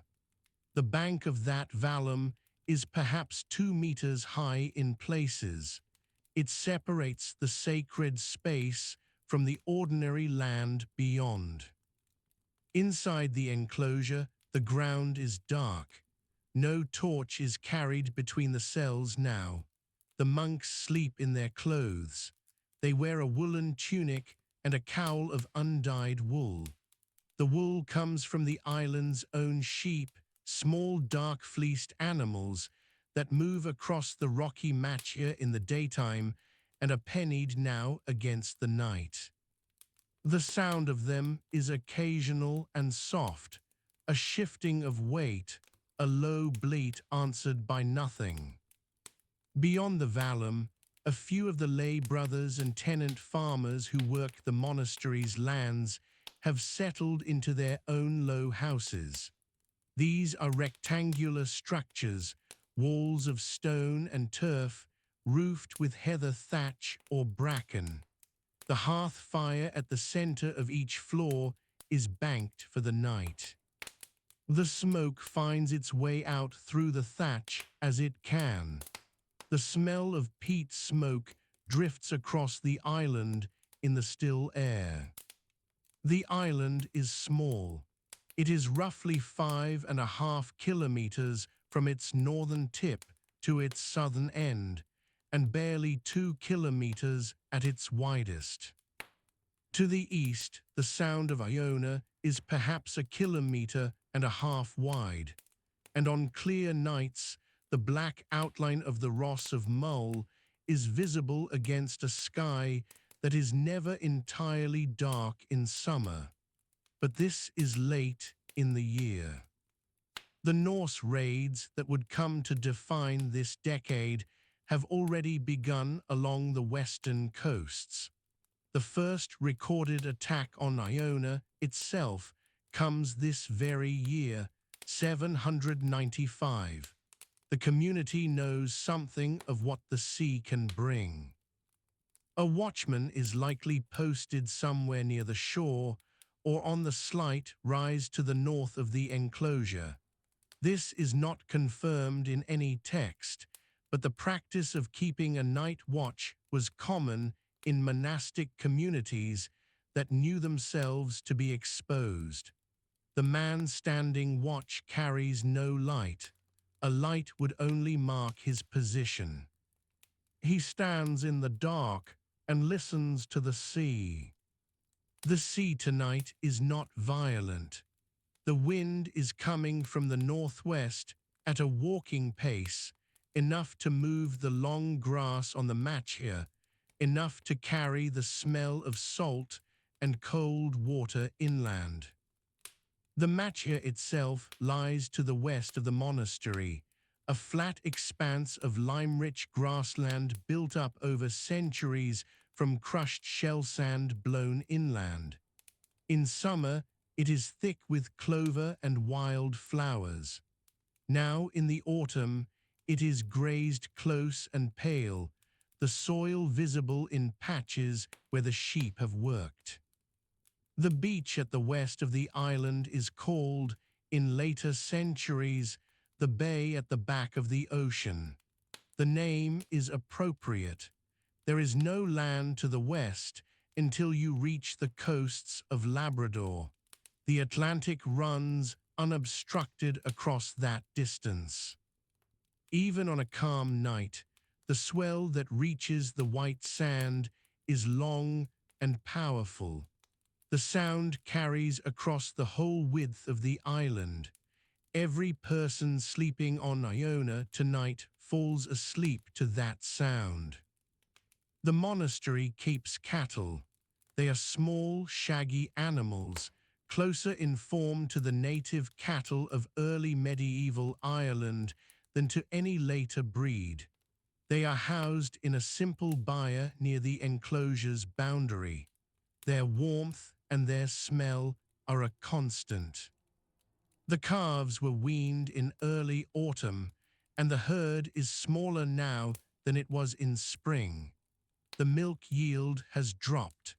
The community will rely more heavily on dried fish and stored grain through the winter months. The grain is barley. It was grown on the strips of cultivated land to the east of the monastery, between the vallum and the shore of the Sound. The harvest was brought in by late August or early September. Some of it is stored in a simple wooden structure inside the enclosure. The rest was already used for bread, and for the thin ale that the monks drink with their one daily meal, taken in the afternoon. The bread is flat and dense, baked on a stone set over a fire. There is no oven of the kind used in later periods. The refectory where the monks eat is a long timber hall. It is empty now. The trestled tables have been cleared. The wooden bowls and spoons are stacked near the door. There may be a small oil lamp in the kitchen area, a simple clay vessel with a wick of rush pith floating in animal fat. It gives almost no light by modern reckoning, a dim orange point, enough to see the shape of a hand at close range. Most of the time it is not lit. Most of the time, after Compline, the monastery simply sits in the dark. The scriptorium is also dark.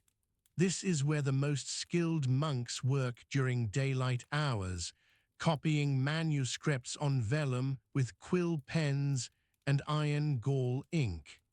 The books produced here are among the finest objects in the early medieval world.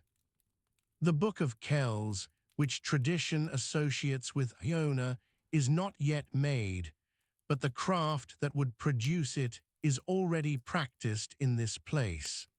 The pigments, the red lead and the woad blue and the verdigris green, are sealed in their small containers. The vellum sheets are covered with linen cloth against the damp. The work resumes at first light. The abbot sleeps in a cell not significantly larger than those of the other monks.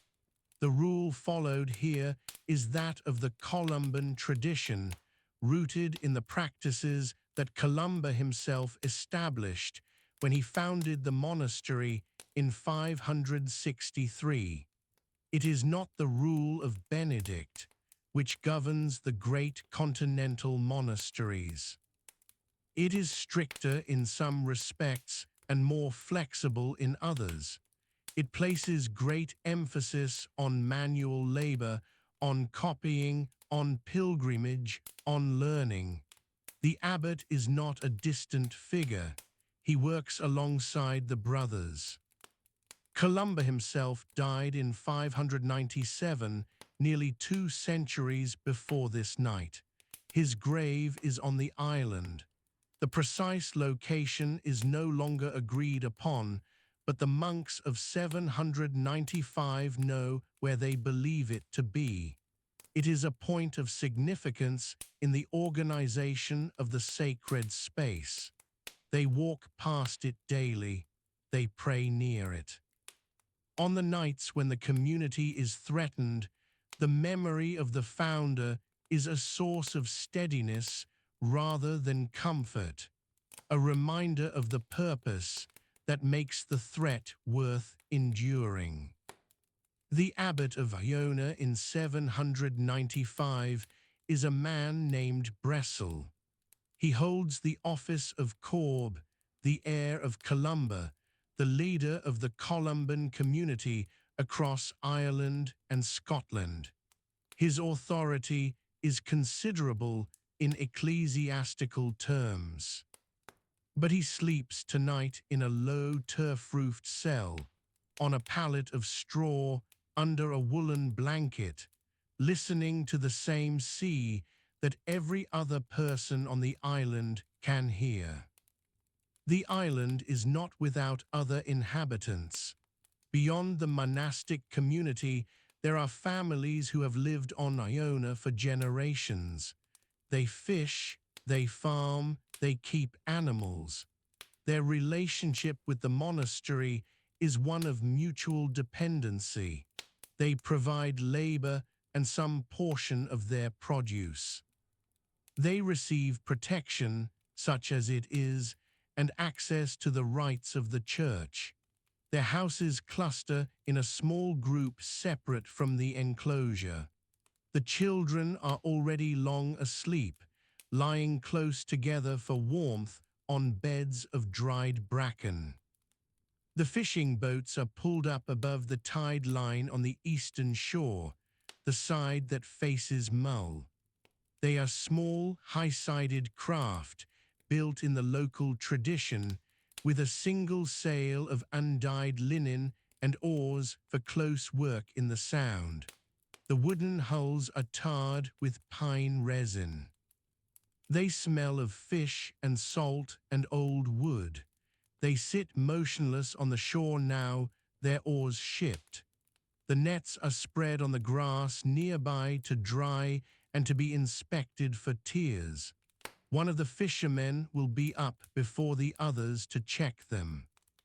He will do this in the grey light before dawn, by feel as much as by sight.